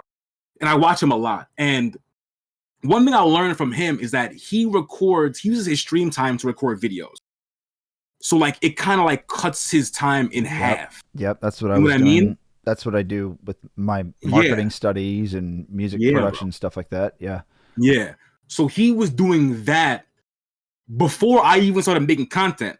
So when I was like, oh, I'm gonna start making these reaction videos, I was already just doing it as a stream. You know what I mean? So it just kind of I just always did it that way because of Sajam, and I seen him doing it like that. It just made more sense. It's funner though. But do you also take inspiration from watching other streamers that have absolutely no relation to what you're doing? Oh, 100%. Yeah. Sajam does not do anything anime. Oh, Sajam is he's a fighting game commentator. He's like a player, shit like that. So he doesn't do anything anime. I just took like the format from him. Yeah. And a lot of not even format, it's just like a lot of like other just broad stuff. You like how the show runs in the specific order of how things run, how things are lined up. Yeah, exactly. Like the way he runs his stream, I take a lot from him from my stuff too. So, and I have different people who do a lot of other animation, but him is missing like the tech side, like the stream side. You know what I mean? Yep. 100%. Yeah, even there's like little details and stuff like that people could take from too. Like I know like one streamer that like I've been following for years on Twitch. His name is Pro Quesadilla, and like he's even like partner now and all that stuff. But like some of like the stuff, like the format, that way he does stuff, like I kind of like took ideas from that and started putting it into my own stream as well. Like bro, the way like he has like a little starting student screen, and then he has like a little like intro video and stuff like that. I was like, oh, an intro video, that'd be cool, you know. So I started doing that as well, and like people love it, you know. Yeah, bro. It's like even little details like that, or like even smaller things like on how like they have their stream set up and things like that, you know. It's like you take ideas from that and then you mold it into your own, but it's not like you're just like copy and paste, like plagiarize and shit, you know? Yeah. I mean, you have to be able to like take certain stuff from people. And again, like you're saying, it's not like plagiarizing. It's just like taking ideas from people who you've seen it work. So why not do it yourself? Like, exactly. Basically, like format stuff. Like my current reaction format right now, I took one for one from another streamer, bro. Where like he has the chapter behind him and he's green screen in front of it, so you see the chapter, but I'm like over it. I did that one for one from another guy, bro. I just give me that shit, bro. Yeah. Come on. Yep. Sometimes it's just from multiple sources. Just bro. You got to. Yep. You got to. You're literally just like molding it into your own thing. Yeah, bro. Day, you know? You have to, literally. So regarding also some more anime talk, because I'm seeing a couple people bring up One Piece in chat. Did we already cover that, or did we not yet? We like glossed over. We never got into details. Let's go into that because people seem to be passionate about it. Peak fiction. It's the best story ever written. Okay, I think. All right, next question. Next question. I think we covered that. Good job. Like, it's the best, bro. Let's talk about it. That's what this is all about. That's what this is all about. Yeah, so He said, One Piece, what a stupid ass question. This is the best fiction ever. Like, Get the fuck out of here with that question. it's so like me specifically, bro. Like I'm so biased towards the story, bro. Like that shit is more than the story to me, bro. Because that shit has gotten me through like the hardest times in my life. I'm not gonna lie. And like the chat, like Chance said in the chat, bro. It's been running for 25 years for a reason, bro. That shit debuted in One 99. Piece has been 25 years. Dog, there is 1,134 chapters of that story, and ongoing. Good heavens! Still going to this day, bro. It's fucking crazy. Is it even? Does it get boring at all in any seasons? That's the best part about it. I mean, there's certain arcs that are like ebbs and flows. Like yeah. Well, like every arc, in my opinion, again, I'm biased. Every arc is good to me, but some are less good than others. You know what I mean? That's just how it is. I hear people talk about Every One Piece arc a lot. Peak fiction. I'm telling you, bro. It's absolutely so fucking good. And again, you can't tell Semi wrong about One Piece. The reason One Piece really resonates and it's so fire is because the story has so many allegories to real life. When I'm talking about this story covers like shit like slavery, shit like human trafficking. Like this story about a rubber boy pirate covers shit like that, bro. That's what I'm saying. This shit is peak. Bro, when I say I'm a bishop of One Piece, I'm not joking, bro. I'm like Sammy's dedicated to One Piece as I am to Yu-Gi-Oh, bro. Like it's fucking wild. It's my number one favorite thing on the planet, bro. Is Yu-Gi-Oh still going? Yeah. But I feel like it's dropped honestly, off. I haven't seen like the new series yet because it's not the same, honestly. It's kind of dropped off. Like the new series when it comes to Yu-Gi-Oh, like it's like Go Rush or whatever, and they invented like a whole new like method of dueling and stuff. And I'm just like, like with the rush duels and stuff. Sammy, you know what I'm talking about. Yu-Gi-Oh is tough because the first 3 seasons are arguably the best, no matter what. Like anything they've put out after the first 3 are decent, but they never come close to the first 3, which just sucks. Mm-hmm. You know, like the first 3 like series of Yu-Gi-Oh, like the original Duel Monsters and GX and 5Ds, those 3 were like the goated ones. Yeah, they're all started like coming off a little bit, but then it was just like they were still decent stories, but it wasn't nothing like the first 3. Yeah. When you get like 3 10s in a row, an 8 not gonna hit, bro. You feel me? Exactly. Like it's just what it is, bro. Like you give me 3 10s in a row, and give me an 8. I'm like, it should ass. Trash. One thing I could definitely say about one of the series, what was it, Zexel, what the XC summoning is, all that stuff. Like, I never realized it, but that's legit. People don't know it's kind of like a remake of the original Yu-Gi-Oh. Is it true? I actually have not watched Zexel. The only season I've watched after the first 3 is Vrains. Yeah, like Zexel's actually pretty decent. Word. Because I watched through it and I was like, okay, I'm actually fucking with this because like I'll say one thing, like I'll spoil a little bit of it, but like with the 3rd season of Zexel, that's where I got like heavily invested because the duels were like fucking epic. Yeah, and like you realize like you thought like the spirit or whatever, like the good guy or whatever, the spirit that's with him and stuff. It turns out like because he lost his memory, it turns out he's actually the bad guy, and like the bad guys of the story are actually the good guys.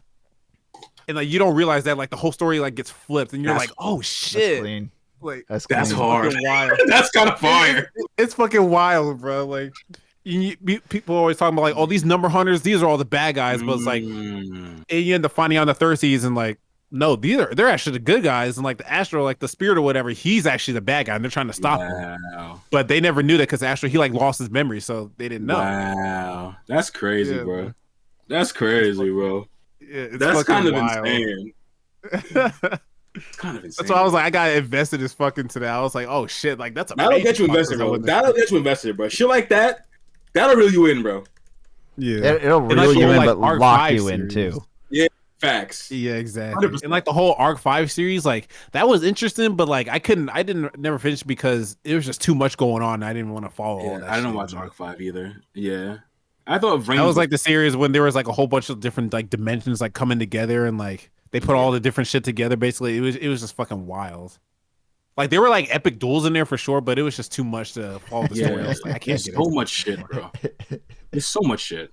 And then that's when you were telling me like, go ahead and watch Vrains, bro. It's fire. And I was like, okay. I was like, I'll look into it. I was invested in Vrains. Bro. Yeah, Vrains is cool.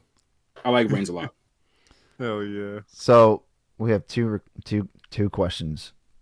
Full Metal Alchemist and Cowboy Bebop. They want to discuss those two. You guys pick which one's first. One at a time now. Prominent, you can't say Cowboy Bebop and Sammy coming in with Full Metal, and you guys just... let's do Bebop. Let's do Bebop first. Bebop, okay. Bebop is my number 3 of all time, bro. That shit is gas. Yes. It's so good, bro. It really is, though. Yeah, and the best thing about Cowboy Bebop is that shit is short, bro. That's a 26 episode masterpiece of a story, bro. And like, it's short, but the story is fucking deep, bro. Oh yeah, 26 and it's done, bro. So they're not milking it for nope. cash. That's yeah, it. I can fully appreciate that. Yeah, bro. It's one season, 26 episodes, and it's literally amazing. Great story, great fucking music. Don't get me started. So it doesn't. It also doesn't feel like it needs more. It wraps it up. The ending it wraps it up nicely, bro. The ending is perfect in my opinion. Like most stories don't get an ending like that, bro. That ending is damn near perfect. They did that shit right, bro. With like the amount of episodes they had, they did it right. It's so good. It's so good, bro. They spaced out the story just right and everything. Yeah, I was gonna say the way they like unfold the story and you learn more about each of the people in the crew as it goes on is so clean, bro. You learn about Faye and you learn about it's so good. It's peak. It's peak too, bro. It's peak. So good. He said it's so peak. Good. Next question. It's so good, bro. Yeah, bro. And like Spike is such a fucking good character, bro. Like he really is. I ain't gonna lie, I'm a sucker for a character who do anything for his woman, bro. You know what I mean? Mm-hmm. Like a character who has one woman and he'll do anything for that. I'm a sucker for that character. Cause that's how I would be. He was going to the depths for her. Yeah. And then when wild. you find out more like his situation with said woman, like why he's doing all this stuff, and it's just like, bro, what? So good. So good. So good. So good, bro. Oh my god. Telling you. But now you have to move on to Full Metal because you picked Bebop first. Yeah. Unless you need to go off Queen about some more Bebop, I'm good with it. Nah, Bebop. I mean, that's it. But I don't want to say much about the story, bro, because it's so good. Yeah, if you haven't watched it, we need to just go watch it. Please do. I don't want to say too much. But I feel like that's a palatable one for me if I'm gonna at least start, because some of them, like you said, One Piece. You're never gonna catch up. It's overwhelming. One Piece isn't one for you to start with, brother. I'm gonna be honest. Even though I love it, that ain't a starter one. That ain't a starter. That shit forever, but you're never gonna catch up. Bro. Yeah, Bebop. Like, that's a great one to start out with. And you will like it too because the music is very. Yeah, that's what probably the music is very top tier. Bro. So you would like it a lot. A lot of like fast jazz type stuff, and music like it gets you hooked into the story too. Mm-hmm. Like, plays a big part. Damn, right? Like even just the theme song alone, just like with the opening, like people, it just gets you hooked. Yeah, yeah, bro. I got people in the community turning me into a gamer and an anime. Yes, brother. Yes, man. Anime or manga. Consumer. I can't say much about Full Metal though. I haven't seen a lot of it. I've seen plenty of Full Metal Alchemist and Brotherhood, but I haven't. I have a lot to say about Full Metal Alchemist. Oh, okay. I've seen like all of it. It's crazy. It's the best. Yeah, did you see? Yeah, that episode was cooking, man. Did you see it? Sick, dude. So sick. Bro, I'm telling you, bro. Full Metal is so good too, bro. Especially, I haven't watched. The only one I've watched is Brotherhood, which is the one that covers the manga. So I've only watched that one fully through. But again, that's another story that's like as close to like a perfect story you can get. That's where you come in, bro. That shit might be like a 9.8 type shit. That shit is so good. It's so fucking good. And yeah, bro, it's just a story. Anytime you have these stories about like real significant loss, bro, and it's done well, they're gonna hit. You know what I mean? Yeah, they're gonna hit, bro. And like the story is like centered around this cataclysmic loss from the main characters, bro. Yep. It's so good. Yeah. I like when stories sneak up on you like that. Yeah, bro. Well, Yeah, I had a great perfect day until I watched the show. Facts. The last hour of my day just ruined everything. Facts, bro. Oh my goodness. Yeah, that one's really. That's another. Oh, I It's cannot really- wait to talk about Naruto. We'll bring that. I'm adding that to the list. We have. Oh yeah. I've heard so much. Hell I've heard yeah. so much shit, negative shit about Naruto. Really? Yeah, so I'm ready. I can't wait to That hear. doesn't surprise me, Oh, honestly. that- People think wait. it's overrated, but like Naruto's fucking goated, bro. I heard. Okay, People, I a lot heard, of people say no, it's overrated. I'm just like, I don't. No, can't no. I heard. From what I've heard, the first like 1, 2, maybe 3 seasons is good. The rest of it is just trash. That's what I heard. No, they tripping, bro. It's only like Damn. That's Naruto what I and heard. Naruto Shippuden, like that Yeah. shit's goated, bro. Like, Is it? it's only like in the tripping. Boruto series where it starts to like, You guys about to kick me out. Y'all might have me. You guys about to kick bruh, me out I my own might- podcast. Damn. I'm just talking about experiences that I've heard, not that I've had. Nah, I feel you. That's so crazy. No, yeah, I can't get on the bandwagon of Naruto being. Naruto is appropriately overrated. Appropriately rated, excuse me. Appropriate. You know what I'm saying? yeah. Appropriately rated. The hype. You know what I mean? The hype is worth it. Is what. It's worth it. Yeah, The yeah. story is definitely is. very, very good, bro.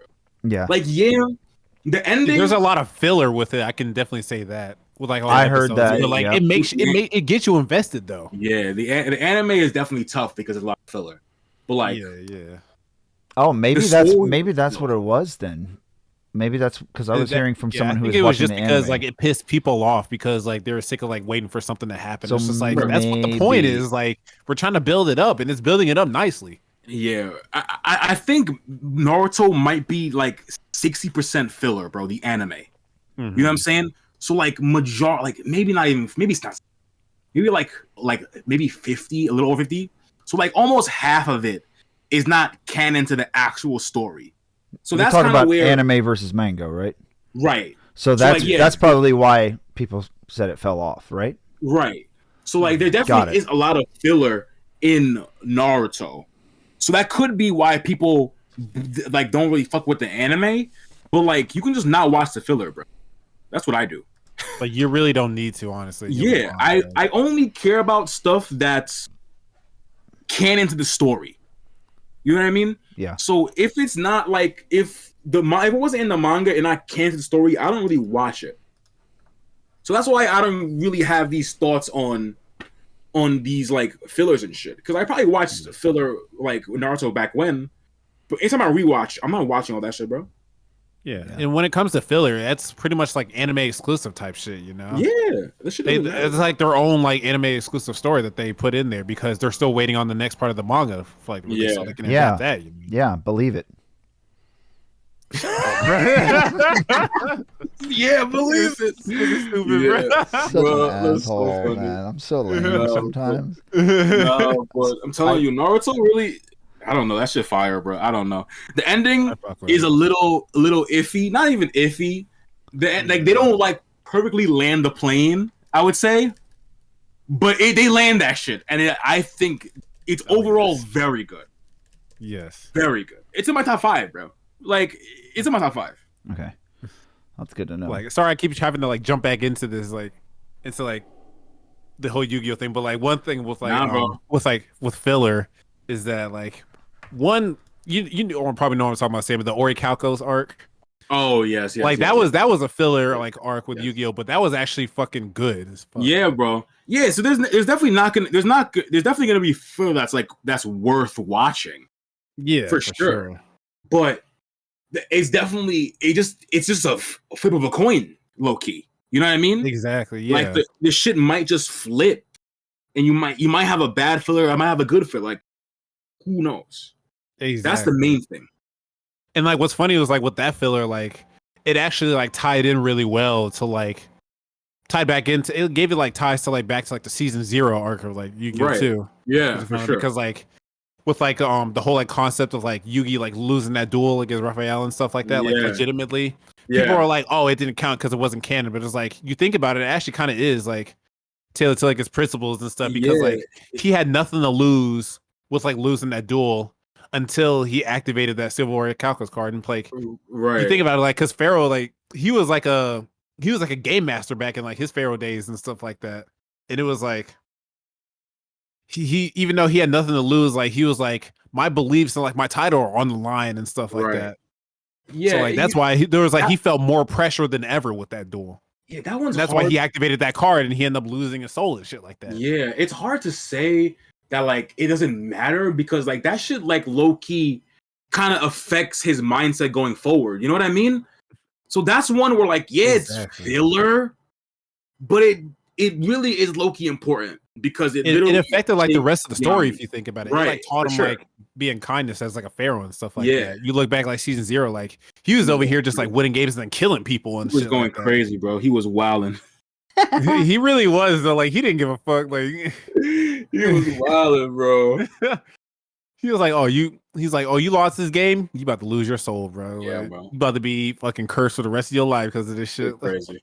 It's fucking crazy. Oh my god! But like, when it comes to filler, like a lot of filler, it's just like you really don't need to watch it, honestly. Yeah, to, like understand the story. Yeah, anybody I'm putting onto an anime, I send them a filler list, bro. Anybody, every single person I put any anime, I'm like, hey, bro, whatever says filler on this list, don't watch it. Save your time. Exactly, because you're gonna be wasting your time watching this filler. It's just like, what's the point? Bro. You don't need to watch it. Yeah, bro. It should.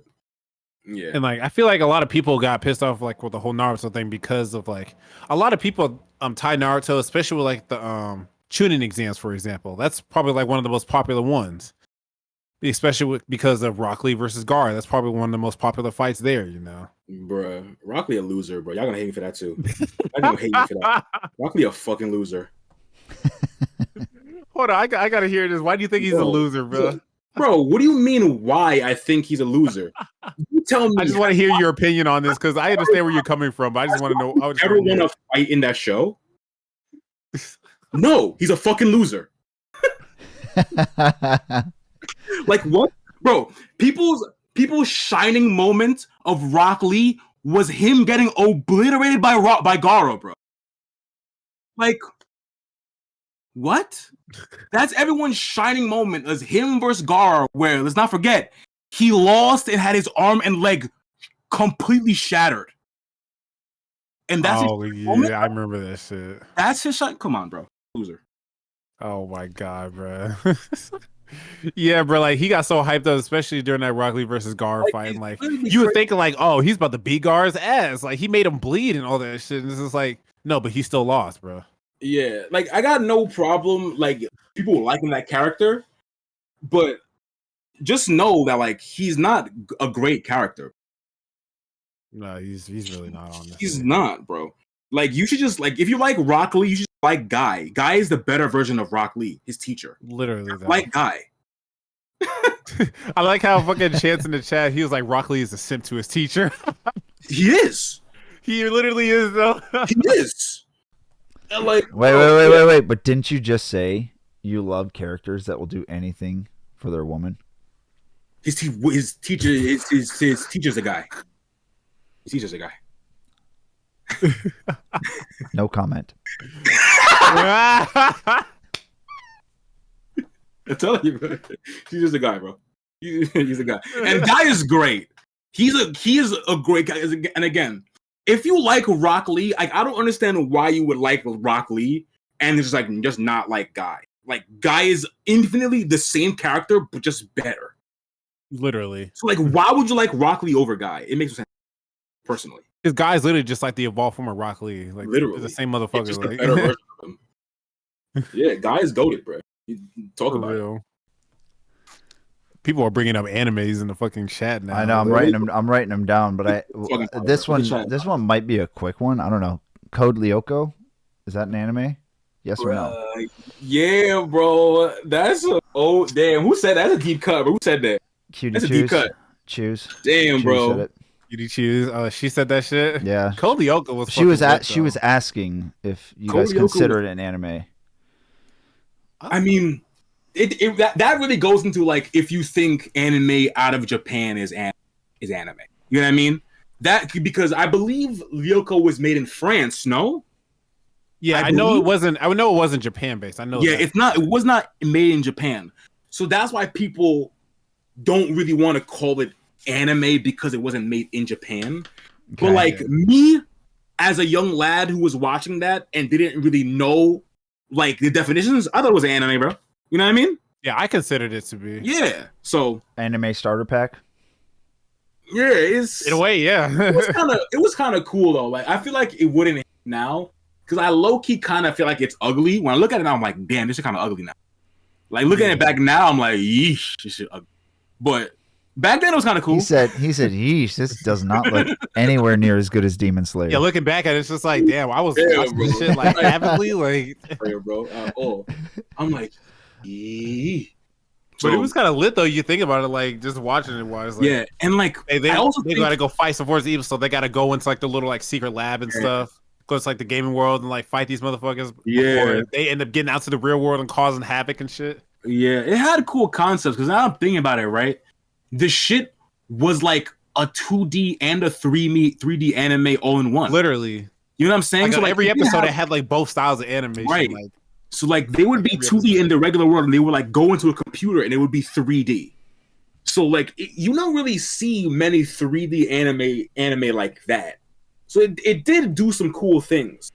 I just don't know if it would hold up because the 3D animation back then was probably not the best.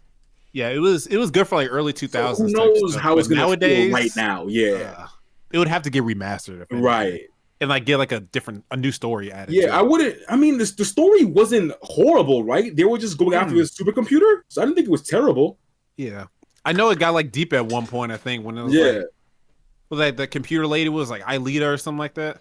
She ended up coming into the real world somehow. Yeah, bro. Or they brought her to the real world, and that caused a lot of chaos and shit. Yeah. I can't fully remember the story though. Yeah, I was gonna say because that was a show that we just watched on TV. Exactly. Like way back when. So like people like don't remember how we watched TV back then, bro. That shit was sporadic, bro. You would just catch whatever you watched that day, bro. If you missed whatever was on, we're like we're gonna tune in, bro. You missed 1 week, sorry, bro. You're fucking lost. You're lost out. This. You're right. There was like one show that like I vaguely remember, but it like went by so quick and didn't even last that long. Now I don't even know if I would consider it anime or a cartoon, but I don't know if you remember Duel Masters. Bro, I had the card. I didn't watch the show. I had the cards. I never. You had the cards? Yeah, I did too, bro. Yeah, I had the cards. Yeah. The cards are cool. Yeah. So I got. Yeah, I did watch the show. Like it was like all right. Like it was like regular like tournament arc type shit with like a lot of other anime. So it wasn't like the best anime out there or best cartoon, whatever the fuck it was. But it was still like it was okay though. That's fair. Yeah. But like the card game, I was hooked onto it for a little bit, and I just went back to Yu-Gi-Oh. Yeah, it shouldn't last, bro. The card game didn't out. No. Like it was out for a little bit, and it was just like whatever. Like. All right, what you got next on that anime list, Eyes? I'm curious. There are 3 brought up. Well, do you want to do them in order or list all 3? Then you guys decide which one you would talk about. Let's go in order. Berserk. Let's go in order. Berserk. Yeah. Berserk. Oh, I haven't seen Berserk. So Berserk, I can't speak too much on Berserk because I've not fully finished it because the story is depressing. So I have not fully read it. Okay. So I've only read up to after the eclipse. Anybody who's like watched it who watched it before, I've only read up to after the eclipse. But the story is so dark and depressing. I had to drop it after that arc. Was it? But it's amazing. Why? It's amazing. Why did you? Was it something that was like affecting you personally, or it was just? The story is just depressing. So like reading too much of it just makes you just sad, bro. Like because I was reading it. So whenever I read a manga, that's all I do. Like even when I'm walking down the street, I'm reading that shit. You know what I mean? Like it's all I do when I'm reading a manga, trying to catch up. So I was consuming a lot of Berserk at the time I was reading it. So just getting to the end of that arc and having all the twists and turns happen, I was just like, I can't keep reading this right now, bro. I gotta go back and continue it. But like at that time, I couldn't keep reading it, bro. I couldn't. But it was just too much to handle at that point. Too much. The eclipse is too much, bro. Too much. Shit. Jeez. Reading what Chance is saying about it, it's like, wow. Okay. Yeah. Yep. Or All like, yeah, M word, R word. I'm telling you, all the words, Yeah. all the bad words. It's fucked. Yeah. It's but again, the story is very good. It's just very sad. The story is written beautifully and it's drawn gorgeous. But again, it's just very sad. Yeah. It's just sad as fuck. Yeah, bro. It's just sad as hell. Do you know anything about it, Prominent, or not really? Berserk? No, I haven't really seen it. So Man, I can't you don't really know talk fucking about it. any anime, dude. What? Come on. You want to talk, bro? What the fuck you talking about? You ain't talking. Yeah, I know. If y'all wanted to watch, like, there is a Berserk anime that came out recently that covers up to the eclipse. So like, it's Okay. up to the the part I stopped at. So, yeah, it is. Anime is good. I've seen the anime. It is good. The But next again, very sad. the next one was Samurai Champloo. That one's pretty decent. I haven't finished it, but I do enjoy that one. that's You fire. can tell I'm like probably messing Samurai up. Champloo is fucking sick. Okay. Samurai Champloo, the fucking the music, bro, is probably like the main thing. Oh my god, bro! The music in Champloo is absolutely fucking amazing. Compare the music Like, from oh, that yeah. to Cowboy Bebop. Fuck. Oh man, it is good, but I don't know. I'll just say Cowboy Bebop still beats it.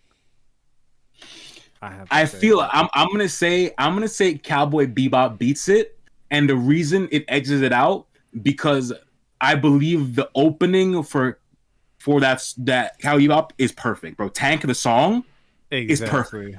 It's been played so much too by like Yeah. other like jazz big bands and stuff out there. Like it's a popular ass tune. Like, Yeah, so that's why I'm like it might edge it because of the opening. But again, the they're Shampoo close song though. is They're amazing, bro. close. Like old boy made that shit. What's his name with the fuck? I don't remember. Shit. It starts with an N. Someone has it in the chat, right? Yeah, Nujabes. Yeah, Nujabes, yes. yeah. He's the one who made the whole soundtrack for that show, bro. It's phenomenal. So good, man. Absolutely so good, bro. Like that's one of the main things that got me hooked on the Samurai Champloo. Like, Yeah, bro. Like once you hear that music come in, bro, and then you see Mugen and old boy fighting, I'm like, oh yeah, we're good. We're good. We're good. Yeah, bro. We're cooked. Yeah, Okay. bro. It's fire. I haven't really watched it in a while though. Like that's one I haven't watched in a long. Like all these other shows, like I watch like Cowboy Bebop and Yu Yu Hakusho like regularly, Okay. but like I haven't rewatched Shampoo in a long time. same though. Well, I saw it though. Oh, I was hooked, bro. Oh, Yeah, it's amazing. It's so good. Prominent. Do you read the manga or do you watch a lot of the anime? I'm not trying to I call haven't- you out. I'm just. I don't curious. read a lot of manga. Like the only manga that I've actually read is, of course, from Yu-Gi-Oh. Yeah. And I was really invested in was the Yu-Gi-Oh GX manga because the story is completely different. Yeah, I want to read the Completely. GX manga actually. I never actually read it. I've only read the. What is first season. GX? It's just like it's the second. it's the second series, like Yeah, it's the like the next second generation. series of Yu-Gi-Oh. Yeah. Okay. Yeah. I was wondering. It sounded like it was like abridged Yu-Gi-Oh or something like that. No. Yu-Gi-Oh Bridge is funny though. Like, it's like this is like season 2 basically. Okay. Season 2. Okay. yeah. Clean. That makes sense. Yeah. Because like it still follows up from like Duel Monsters a little bit. Like Yeah, you it's, see it's Yugi different episode characters, but like it's like set in the future basically. Yeah, Yugi gives It old follows boy the a whole card. Episode 1. Data. Exactly. You end Yeah. up beating like Yugi in like in the first episode, and he Yeah. gives like Jaden that card and all that stuff. Yeah. And like the last like episode of GX is those two dueling, you know. Yeah. Which is fucking epic as hell. That's Yeah. crazy. It's a good dude. Blue But it's Exorcist. like, yeah, the only manga that I've read was the GX manga because I was curious about the story, and like the story is completely different than the anime in the manga. Yeah. But it's still pretty good though. Yeah. Blue Actually very Exorcist. Blue Exorcist. This is actually one I have not watched. Wow, That we actually is found one I one. haven't watched. Yeah. We found so one. I believe Holy. I believe a new season came out recently, right? But yeah, That's what I heard, that- but I'm not sure. I have not watched Lexus. I don't really know much about it. And if it's gas, I'm open to watching anything that's gas. Bro. I'm open to watch anything that's good. Somebody. So if it's really hitting- Somebody brought it up. I don't. I'm gonna try. I'm may gonna have look it been- up, bro. It may have been Chorn. It was either Chorn, Chance, or Choose that brought it up. I Where think. yeah, I'm not. Yeah, that's one I have not watched. But the Choose just brought up shoujo, shoujo. Shoujo. So shoujo is like more of a genre. So like what we've been talking about more is like shonen, which is like the genre for like Dragon Ball is shonen. Well, I used to read My a Hero little is bit of Shonen Jump. Right. Those. So yeah. So all those are like shonen. So like they're like stories catered more to dudes. You know what I mean? Yeah. Whereas like shoujo is more stories catered to women. Okay. More like romance stories and stuff like that. I haven't like July and April and stuff like that. You know? Like I've obviously like I've watched like that. I've watched the movie Your Name. I watched July and April. So I've watched some of the major shoujo movies, but I haven't really read much shoujo manga, and I would like to. Are you? So it sounds like you're a fan of shoujo because that's what she was asking. Yeah. I fucked with it. Yeah, but again, I just haven't actually watched a lot of it. I've only seen the big ones like Your Lie in April and Your Name. You know what I mean? Yeah. I think Angel Beats. That must be shoujo. Is Angel Beats shoujo really? Because maybe it's not. That. Maybe Harmfree chatted and hasn't caught up to the stream. Right. Part yet, but he said he fucked with it heavy. Word. I don't think I ever finished it. I tried watching that when I was dorming years ago, when I was in college, because it was on Netflix. I don't think I ever finished it though, so I can't recall. Interesting. Did you? Yeah. Like, well, July in April was like a good, like decent, like romance type story that I was actually hooked on. It was actually decent. Very good. Like if y'all don't know that one, it's basically about a guy who plays piano and he ends up meeting a girl who plays as well and stuff like that. Like it's a really good story. It's very good. Yeah, that should make you cry, bro. Legit, like cry, boy. That ass, for real. I'm telling you, that shit gets emotional, man. Oh my God. Bro. Those shows will make you cry, bro. For real, they'll fucking make you fucking tear up. Serious. Looks like Your Life in April was, or Your Name. There's Your Name. Then another one was Your Life in April. Your Life in April. Yeah, those are the two I watched. I think those are the most popular ones, I believe. Shoujos? I could be wrong. Yeah, shoujo movies at least. Maybe not like full shows, but like at least from the movies. Yeah, those are the most popular. Yeah, definitely. Do you typically watch a lot of movies, or do you find that it's not a complete enough story for you to spend time like reading a manga? Nah, I mean, I don't watch much movies, but I'm not opposed to watching, either any anime movies or movies in general. I just don't tend to watch. I don't know. I don't tend to like watch a lot of movies. Like I go to the theater as a decent amount to see like new stuff, but I don't really watch movies at home because anytime I'm watching something, it's like when I'm eating. So like I don't be eating for like an hour. You know what I mean? Yeah. So like an episode of an anime is way cleaner for me, or a YouTube video is way cleaner for me when I'm watching, rather than a movie. Like I just rewatched Sonic 1 today, and I had to watch it in 3 parts. Like I started it yesterday. I watched it through. You know what I'm saying? Like I watched. I guess more along the lines of what I was to refine what my question was. Like I'm talking about or shonen anime or shoujo movies versus mangas instead of just movies in general. Ooh. I feel like that was because Your Lie and Your Name, you said those were movies, right? But those are movies, those are kind of anime style, right? Right, those are anime movies, yeah. So at least for the movies, I only really watch. To be fair, I only really watch the One Piece movies. To be honest, okay. Like, is there any other movies I watch? Like, I'm gonna watch a Haikyuu. I'm gonna watch that shit eventually. But like mostly only the One Piece ones, I make it like a thing to watch. Okay. And I feel like because these we did a while ago. We watched Dark Side of Dimensions. Oh yeah, we watched Yu-Gi-Oh! And then, like there was that Bonds Beyond Time, like those. Yeah, we watched movies too on stream. So we watched those. So I feel like I'm someone who's watching these anime movies. It's only for shows I really like, and I just want a little more. You know what I mean? Exactly. Because these movies aren't like fully canon stories to like. That's kind of why I was asking. Yeah, they're not fully canon. So, like, at least for the One Piece ones, it's because it's One Piece. I'll watch them, not canon, and even stuff like Yu-Gi-Oh. I'll watch them because even some of the Yu-Gi-Oh ones are canon. Like Dark Side Dimensions happens in the story, in like the timeline. You know, so some of them are exactly canon because it's based off the manga. Like, right. Yeah. So yeah, it really depends on what show it is. More time than not, if it's a One Piece movie, I'm gonna watch. Yeah. If it's One Piece, I'm gonna watch it, bro. You already know how he feels on One Piece, so you know he's gonna be on that shit. No matter what it is, I'm watching that shit. You know he's gonna be on that shit quick. And if it's Demon Slayer, he's gonna burn it. Set flame. Not burn it. Not burn it. I just won't partake, right. bro. I'll just be I'll let y'all have that. Y'all can have y'all fun. I'll be over y'all here. Can stay over there with that shit. Yeah, I'll be over here. Y'all can have your fun. I'm not gonna knock anybody who likes it. Tell me that That's you're fine. gonna tell me that you're judging people who like Demon Slayer without telling me that you judge people who like Demon Slayer. Right, exactly. Yeah. Hey, bro, you said it, not me. Yep, that's right. Not me. Palmer, you have any more questions? And Sammy, if you have questions for us too, related to anime or whatever's on your mind. Oh shit. I wasn't thinking about questions. Hold on, I gotta think. You don't have to. I'm just saying if you have some. I'm not trying to put you on the spot. You know what I mean? Okay.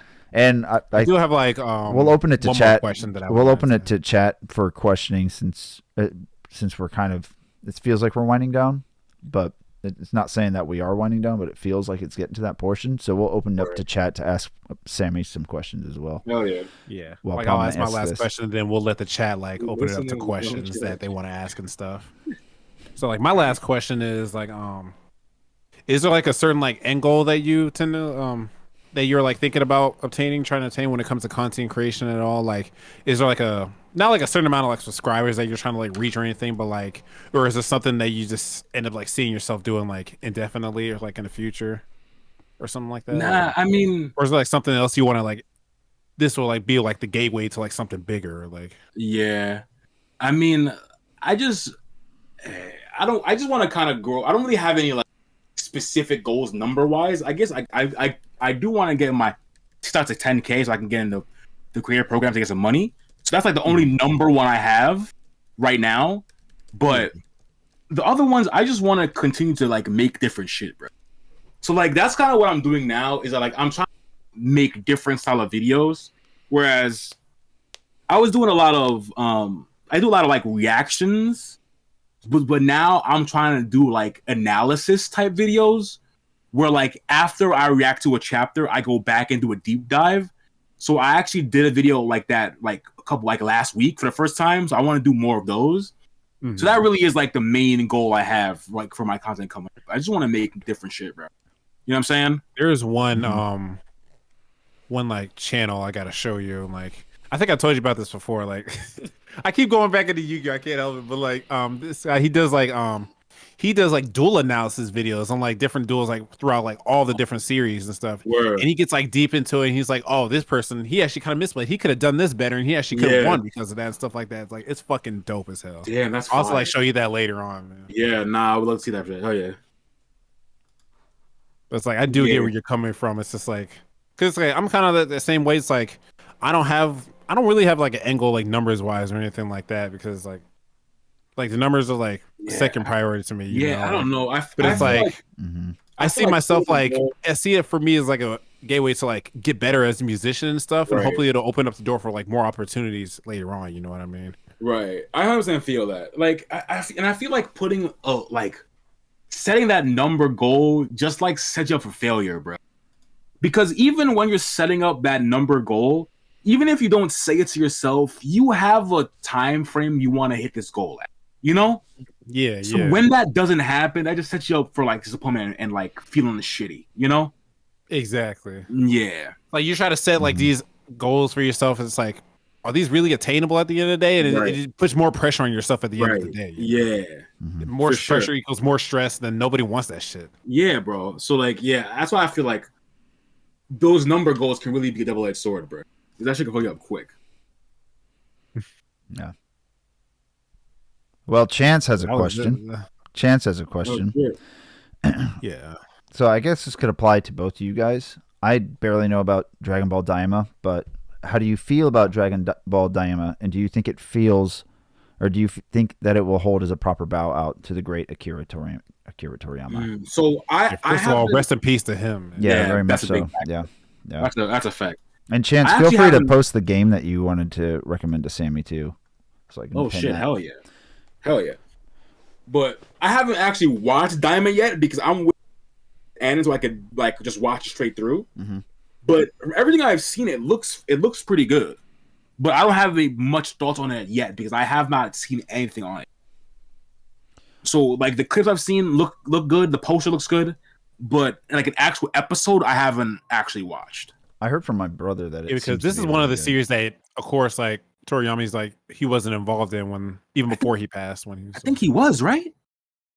I didn't think so. Well, I thought- I heard that he wasn't, unless I'm thinking about a different series. I'm trying to remember exactly what it was. Maybe I'm misunderstanding, but I thought it was just redoing Dragon Ball Z, cutting out all of the filler, or was that Dragon Ball? That's Kai. Kai. Okay, That's Yep, Kai. Yep. Diamond Yeah, is Dragon Ball like Z Kai. Yeah. Diamond's like a new story that's I believe it takes place before the Tournament of Power. I'm not sure, but like I believe Toriyama wrote this story. If I'm not mistaken, I could be wrong, Okay. but I'm almost certain he did. So That's what I'm thinking.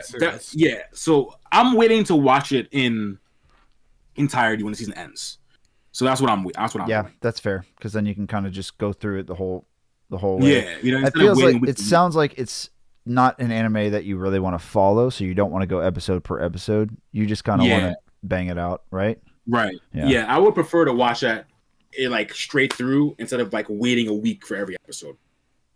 Yeah. That makes sense to me. And Chorn said, what are your thoughts on Super? Yeah, he's asking me and I is what are our thoughts on Super. If you're Honestly, the host, when it comes to I thought it was pretty decent, honestly. I'm not even gonna. I hated it. I thought it was pretty decent, but it was just like I hated it. that's because I didn't pay attention to the story. I just paid attention to the fights. Like, Right. That's all you really have to do nowadays with Dragon Ball. Just pay And that's attention to why the you fight. liked it, bro. Exactly. And that's why you. I only paid focused attention to because- fights. Like the story, I was like, nah, fuck that. Like, Right. Yeah, bro. Well, we Or talked. like Yeah, Jiren yeah. as like an enemy. I feel like he's just kind of thrown in there. Really. We Yeah, talked Super- about. So then now Super- Sammy and I were talking about this pre-show a little bit. I think while you were Yeah. getting tea, or kind of getting ready for this stream. But one of my big complaints for it was the fact that it held your hand throughout the entire thing. It was clearly made as a kid show rather than a more aggressive show that Dragon Ball Z originally sort of was. So something would happen in the show and your brain would wrap around it. You'd be like, oh, I get that. And then the next episode later, the characters would legitimately stop what they're doing in a fighting stance and explain to each other why they're doing that, why they did that, why Into I like the whole brought your power backstory up. type shit and And everything. it was a whole episode Yeah, wasted. I was just like, I couldn't do it anymore. I just stopped. It pissed me off. And then now we talked about art style and how it shouldn't really completely make the show, but the art style in Super was just not good. You can't take Dragon Ball Z art style and then dumb it down that much. I'm not gonna get into it. Yeah, that's what kind of tore me away from it mostly. It's tough because again, like the story for Super is just like that shit damn near not there, bro. But Yeah. like that's why I think the Tournament of Power is like probably the best arc in Super because it's just no story. It's only motherfuckers throwing hands in the whole. And You know what I mean? that's actually the one where I quit because they kept explaining Right, and like, that's the what whole was problem with going. it. And I was is that like, they oh kept- my god, this is Yeah, and I believe you're talking about. I think the episode is like when Hit does his time shit, right? Like Hit does his time thing. There's And that. This episode, they explain the whole thing, bro. Yep. And then there's Right. another one where I think Goku is fighting this little girl who's a Saiyan or something like that. Oh, Kefla, whatever her name is. Yeah, and Kefla, she yeah. she turns into a Super Saiyan out of nowhere or something like that. Yeah, And it was yeah, like yeah. it was like what the shit? This took so long back in the original Dragon Ball Z to become a Super Saiyan. Now everyone can just do it on It's like command. episodes for Yeah. someone And to then- That's the other And then you're like, okay, They just threw it Goku clearly was bullying her the whole time to piss her off, and it made her Super Saiyan. Then the next episode, he's like, I was picking on you the whole time, trying to make you out to bring out that anger, but now you need to control it. It's like, bro, we know this. We know this. Like, why are you explaining this shit? We just saw it happen, bro. Like, Bro. It's so This shit annoying. is crazy, Shit bro. got on my nerves. Dude, That's why I was it's like, I can only watch the fight. I can only watch the fights. Like the stories getting on my nerves. I will be honest. Yeah. I only watched Super legitimately for Beerus. That's it. I respect that. That bro. is 100%. Honestly, yeah, I get Because I respect that. I thought the movie was good. The Battle of the Gods, I think it was called, and then the one prior to it. The two movies I thought were good, but they're Resurrection F. Yeah. Resurrection F. Yep. And I don't know what the other one is. Battle of the Gods. Battle Yeah, of the Gods. I think. yeah, I think that's what it Yeah. was. Resurrection F was the other one, and Yeah. but Resurrection F sucked because of Golden Frieza. I thought that was the dumbest. Like, what Yeah, are we that's doing? Golden What are we Frieza, oh doing? my Yeah, God. they both do this shit crazy, bro. They were like, "Hey, remember when iPhone released the iPhone 6 in gold? Let's do Frieza in gold." Corny as hell, man. Yeah. Come on. That shit was tough. And so, if you're interested in the game that Chance wanted to share with you, he put the Steam link in the chat. Oh, okay, yeah. I also- pinned it Wolfgang for sent you. it to me. I saw it. So Perfect. Yeah, I Perfect. sent it to you on Discord. Soon. hell yeah, appreciate Perfect. Thanks. that. Hell yeah, much love. And Chance asked another question. He said, for 2025 around the corner, what are the series that you're looking forward to? Oh shit, me? Okay. So Leveling comes back. That's like my number one. So Leveling coming back. That shit about a few families too, bro. That one coming back is number one. Number two is Dandadan. Part 2's coming out, I believe, January, February. That's almost forward to too. Once I And catch then up with that shit. Oof. I could have sworn I seen them talking about Fire Force season 3 Really? coming out. I don't know if that's true, but if that is true, I'm sad. I'm there day one. Yeah, we're gonna have to tap into that, bro. Yeah. So if Fire Force is coming back, I'm definitely in there for those two. I'm trying to think of off the top of my head if I know anything else. Those are the main three off top that I'm really looking forward to. I also said I saw a trailer for Hell's Paradise, but I don't think it's coming out this year. It might be next year. But I don't know. You talking about like a 2026 wise, or 2026, I think they said for Hell's Paradise. that would make sense too. But I don't know. I I can't. haven't heard anything about Hell's Paradise, so I don't even know. Yeah. I think I saw it on Twitter today. So I pinned it. The two I'm definitely looking forward to is Dandadan when that comes out, because I'm already enjoying the fucking story so far, and I'm gonna catch up later on tonight when I get a chance. And also when GX gets remastered. I'm That's gonna be true. on That shit. too. Hell yeah, that too, I'm bro. gonna be That's on that April. shit. Yeah, That's gonna hit like Yes, bro. That's I gonna can't be great. wait, man. Yep. So Choose asked kind of a two-part question. Have you guys watched Clone Wars yet? And then she said Harmfree and I also love Little Women. Clone Wars, like what? Star Wars? Star Wars? Yeah, isn't that an animated type? It's not anime. It's anime. It's not an anime, but It's not anime. It's a great I love cartoon that show, though. It's freaking. I'm a great. big Star Wars guy. I love Star Wars. Same. Yeah, Yeah, so I've seen Wars Clone Wars was multiple times. That shit's lit. it's for Little Women. I don't know what that is. I don't, Yeah, I'm not sure. I don't know what that show is or what that I is. didn't even know there was like a show. I've heard of like the movie, but not the show. Oh yeah, I'm not sure. And I've only seen like one version of the movie, as far as I know. Yeah, I I'm was not like sure. what remade. that- Like I watched it like years ago, but it was all right. It was basically like a rom-com type show, like, Word. or type movie, I would say.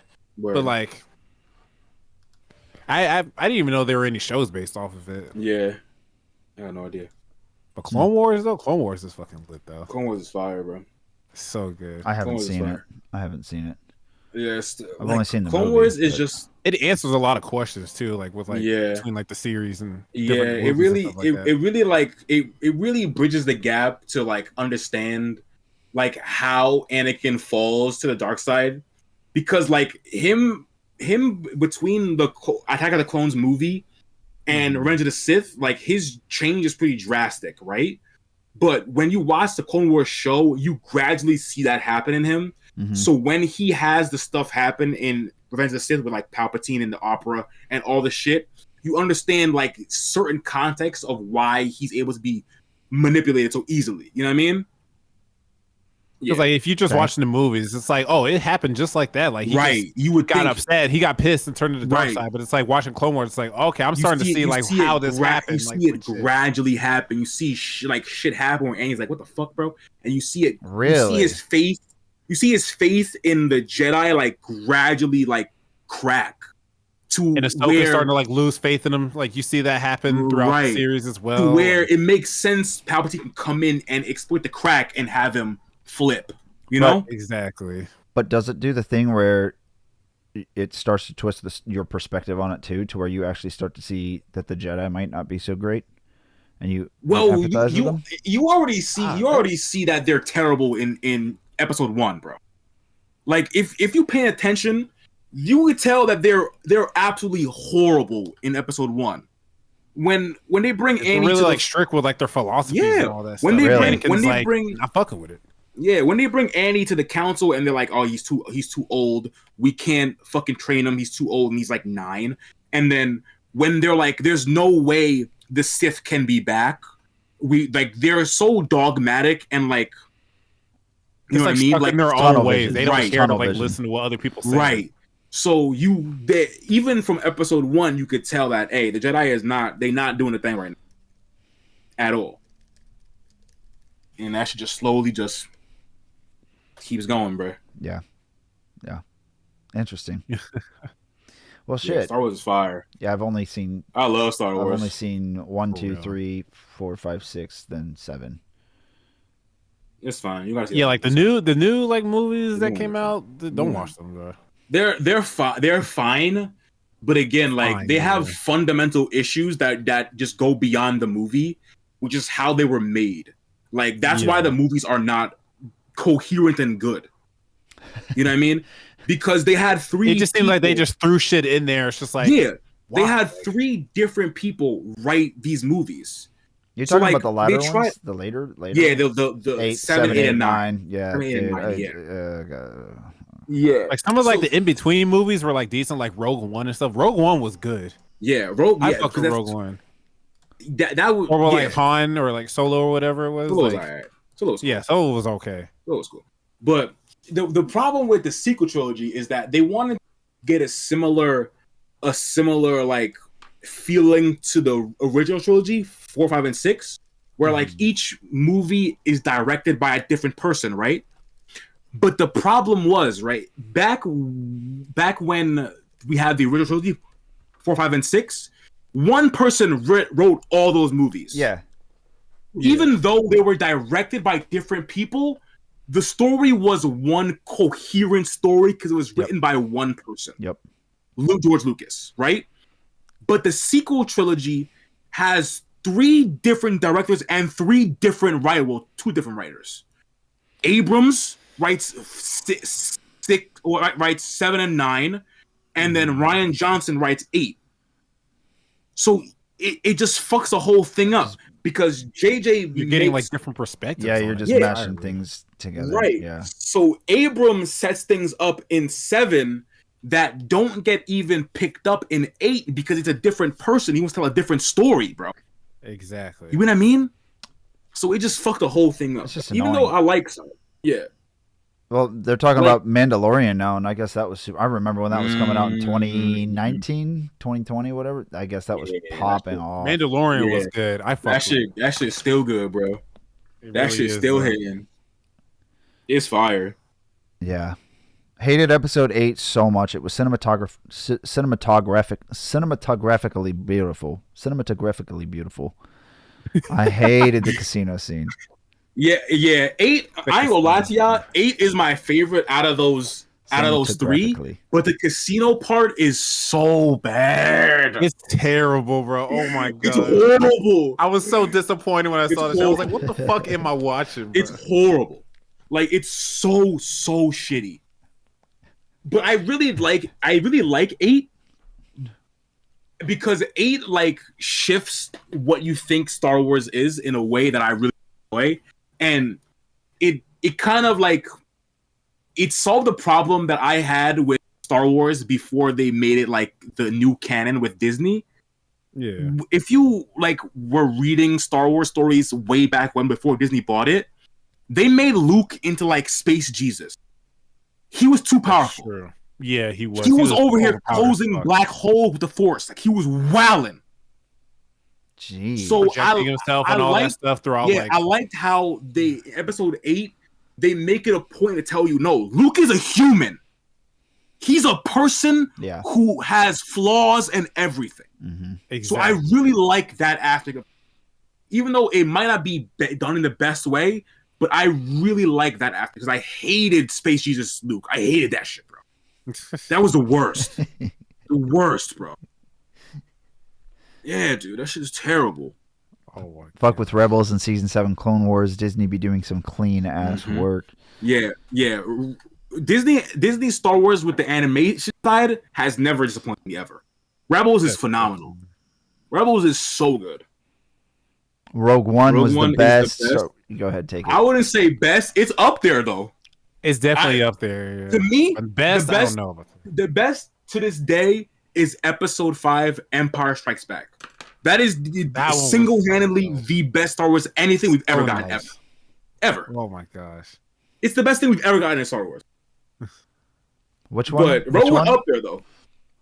Empire Strikes Back, Episode 5 Yeah. is the best one, bro, without question. Did you any of y'all watch the Obi-Wan series today? Yeah, I'm locked in, bro. I've seen That I've seen almost all of these Star Wars shows besides Boba Fett I've because heard. I'm not a fan. Yeah, of I it. haven't seen Boba Fett yet. I've heard not a pretty fan of negative Boba. things about Solo. I've heard pretty bad things about Solo. So Solo was fine. I saw it in theaters. It was fine. Yeah, I didn't It, was, hate- it I wasn't didn't like hate the. it. It wasn't like top tier, but it wasn't like Yeah, terrible. I either. didn't hate it, but I didn't love it either. Like I could have done very well without it.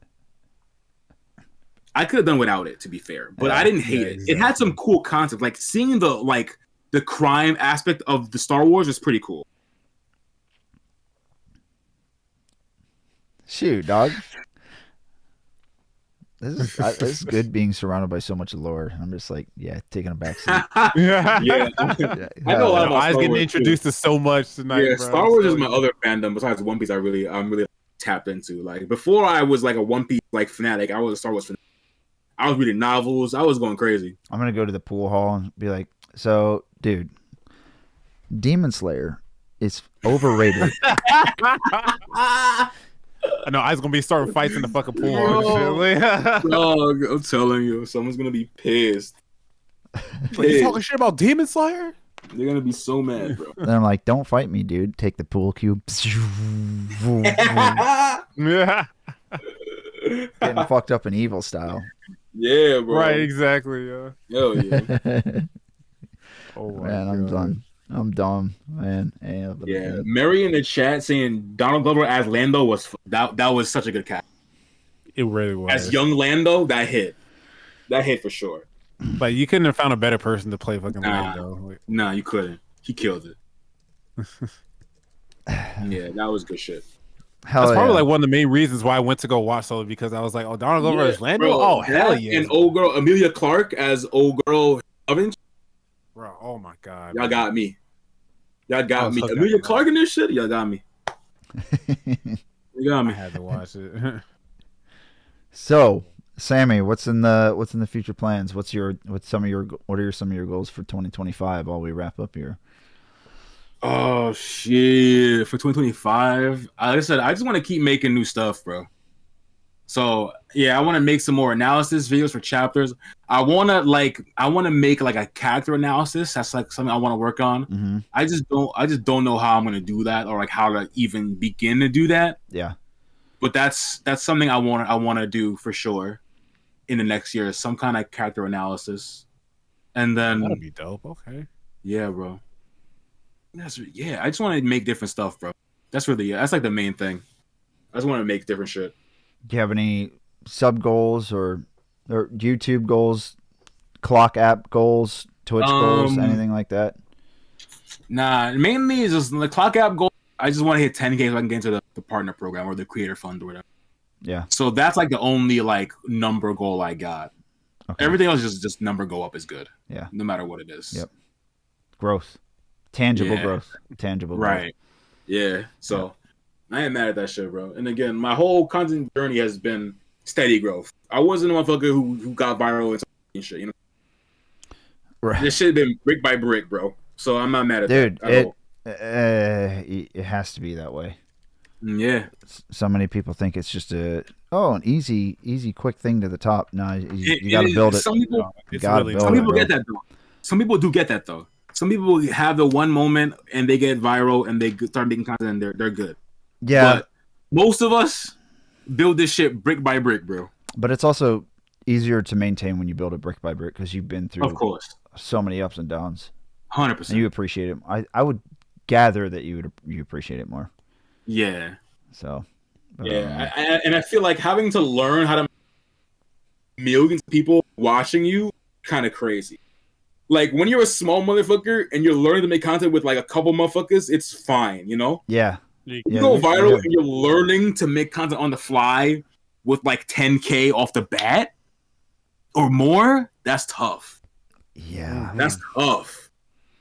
Yeah. So once you get to that certain point, people are expecting shit from you just to keep dropping shit. So it's like a lot of people you see, like once they get to that high point, like in their follower count or whatever, it's just like you just see them just drop different stuff. But like in the beginning, they found like that one niche that was like helping them grow. You know what I mean? Yeah. It gets tough to trust anybody who hits instant virality too. They start dropping their own crypto coins and stuff like that and rug pull you. It's like, no, it's just my god, bro. That I'm telling you, viral clip into fucking crypto grifter pipeline is 100%, bro. It's pretty much on 100%. It's on my bingo card for the next couple of years probably. It's 100%, bro. That shit is crazy, bro. You'll be doing that shit insane. Yeah, that's what I'm saying, dude. It's crazy. But yeah, well, if that's about it, unless you got any questions, either of you guys want to further discuss anything? No, I got nothing else I want to say. Me either. This was that's all the questions I wanted to ask. We had some good discussions for sure. Yeah, this shit was lit, bro. Yeah, it was a good time, man. It was badass, dude. I appreciate you being on the show. Oh yeah, thank you guys. My homie saved me on the podcast, bro. Again, bro. Hell yeah, for having me. For yeah, if you ever want to come back, let us know. It'd be nice to. I'm always down on that, John. I'm always down. Good. That's what we like to hear. Hell yeah. Again, this is Sammy Vinsmoke. I just posted all of his links in the chat. Again, I'll give him another shout out, guys. Yeah, feel free to follow the homie if you are into this lore that I don't know 100%, but I can learn. Yeah, if you bug with anime, definitely check out the anime podcast I run with my boy Dion. We drop pretty much weekly, but it's always just random anime shit. What we've been watching. Yep. Fucking reviews. Deep dives, just random shit, bro. So if you like anime, you'll find some good shit. Yeah. Oh, definitely. Like we were saying earlier, like Cowboy Bebop, you should definitely start on that right there. Bro. Yeah, bro. I got an episode on that in my podcast, bro. I'm telling you, there's one up there. Yeah, that's it. It's only what 26 episodes. I can manage it. Exactly. I can manage it. I unfortunately made it through about 26 episodes of The Walking Dead, so I can easily do 26 episodes.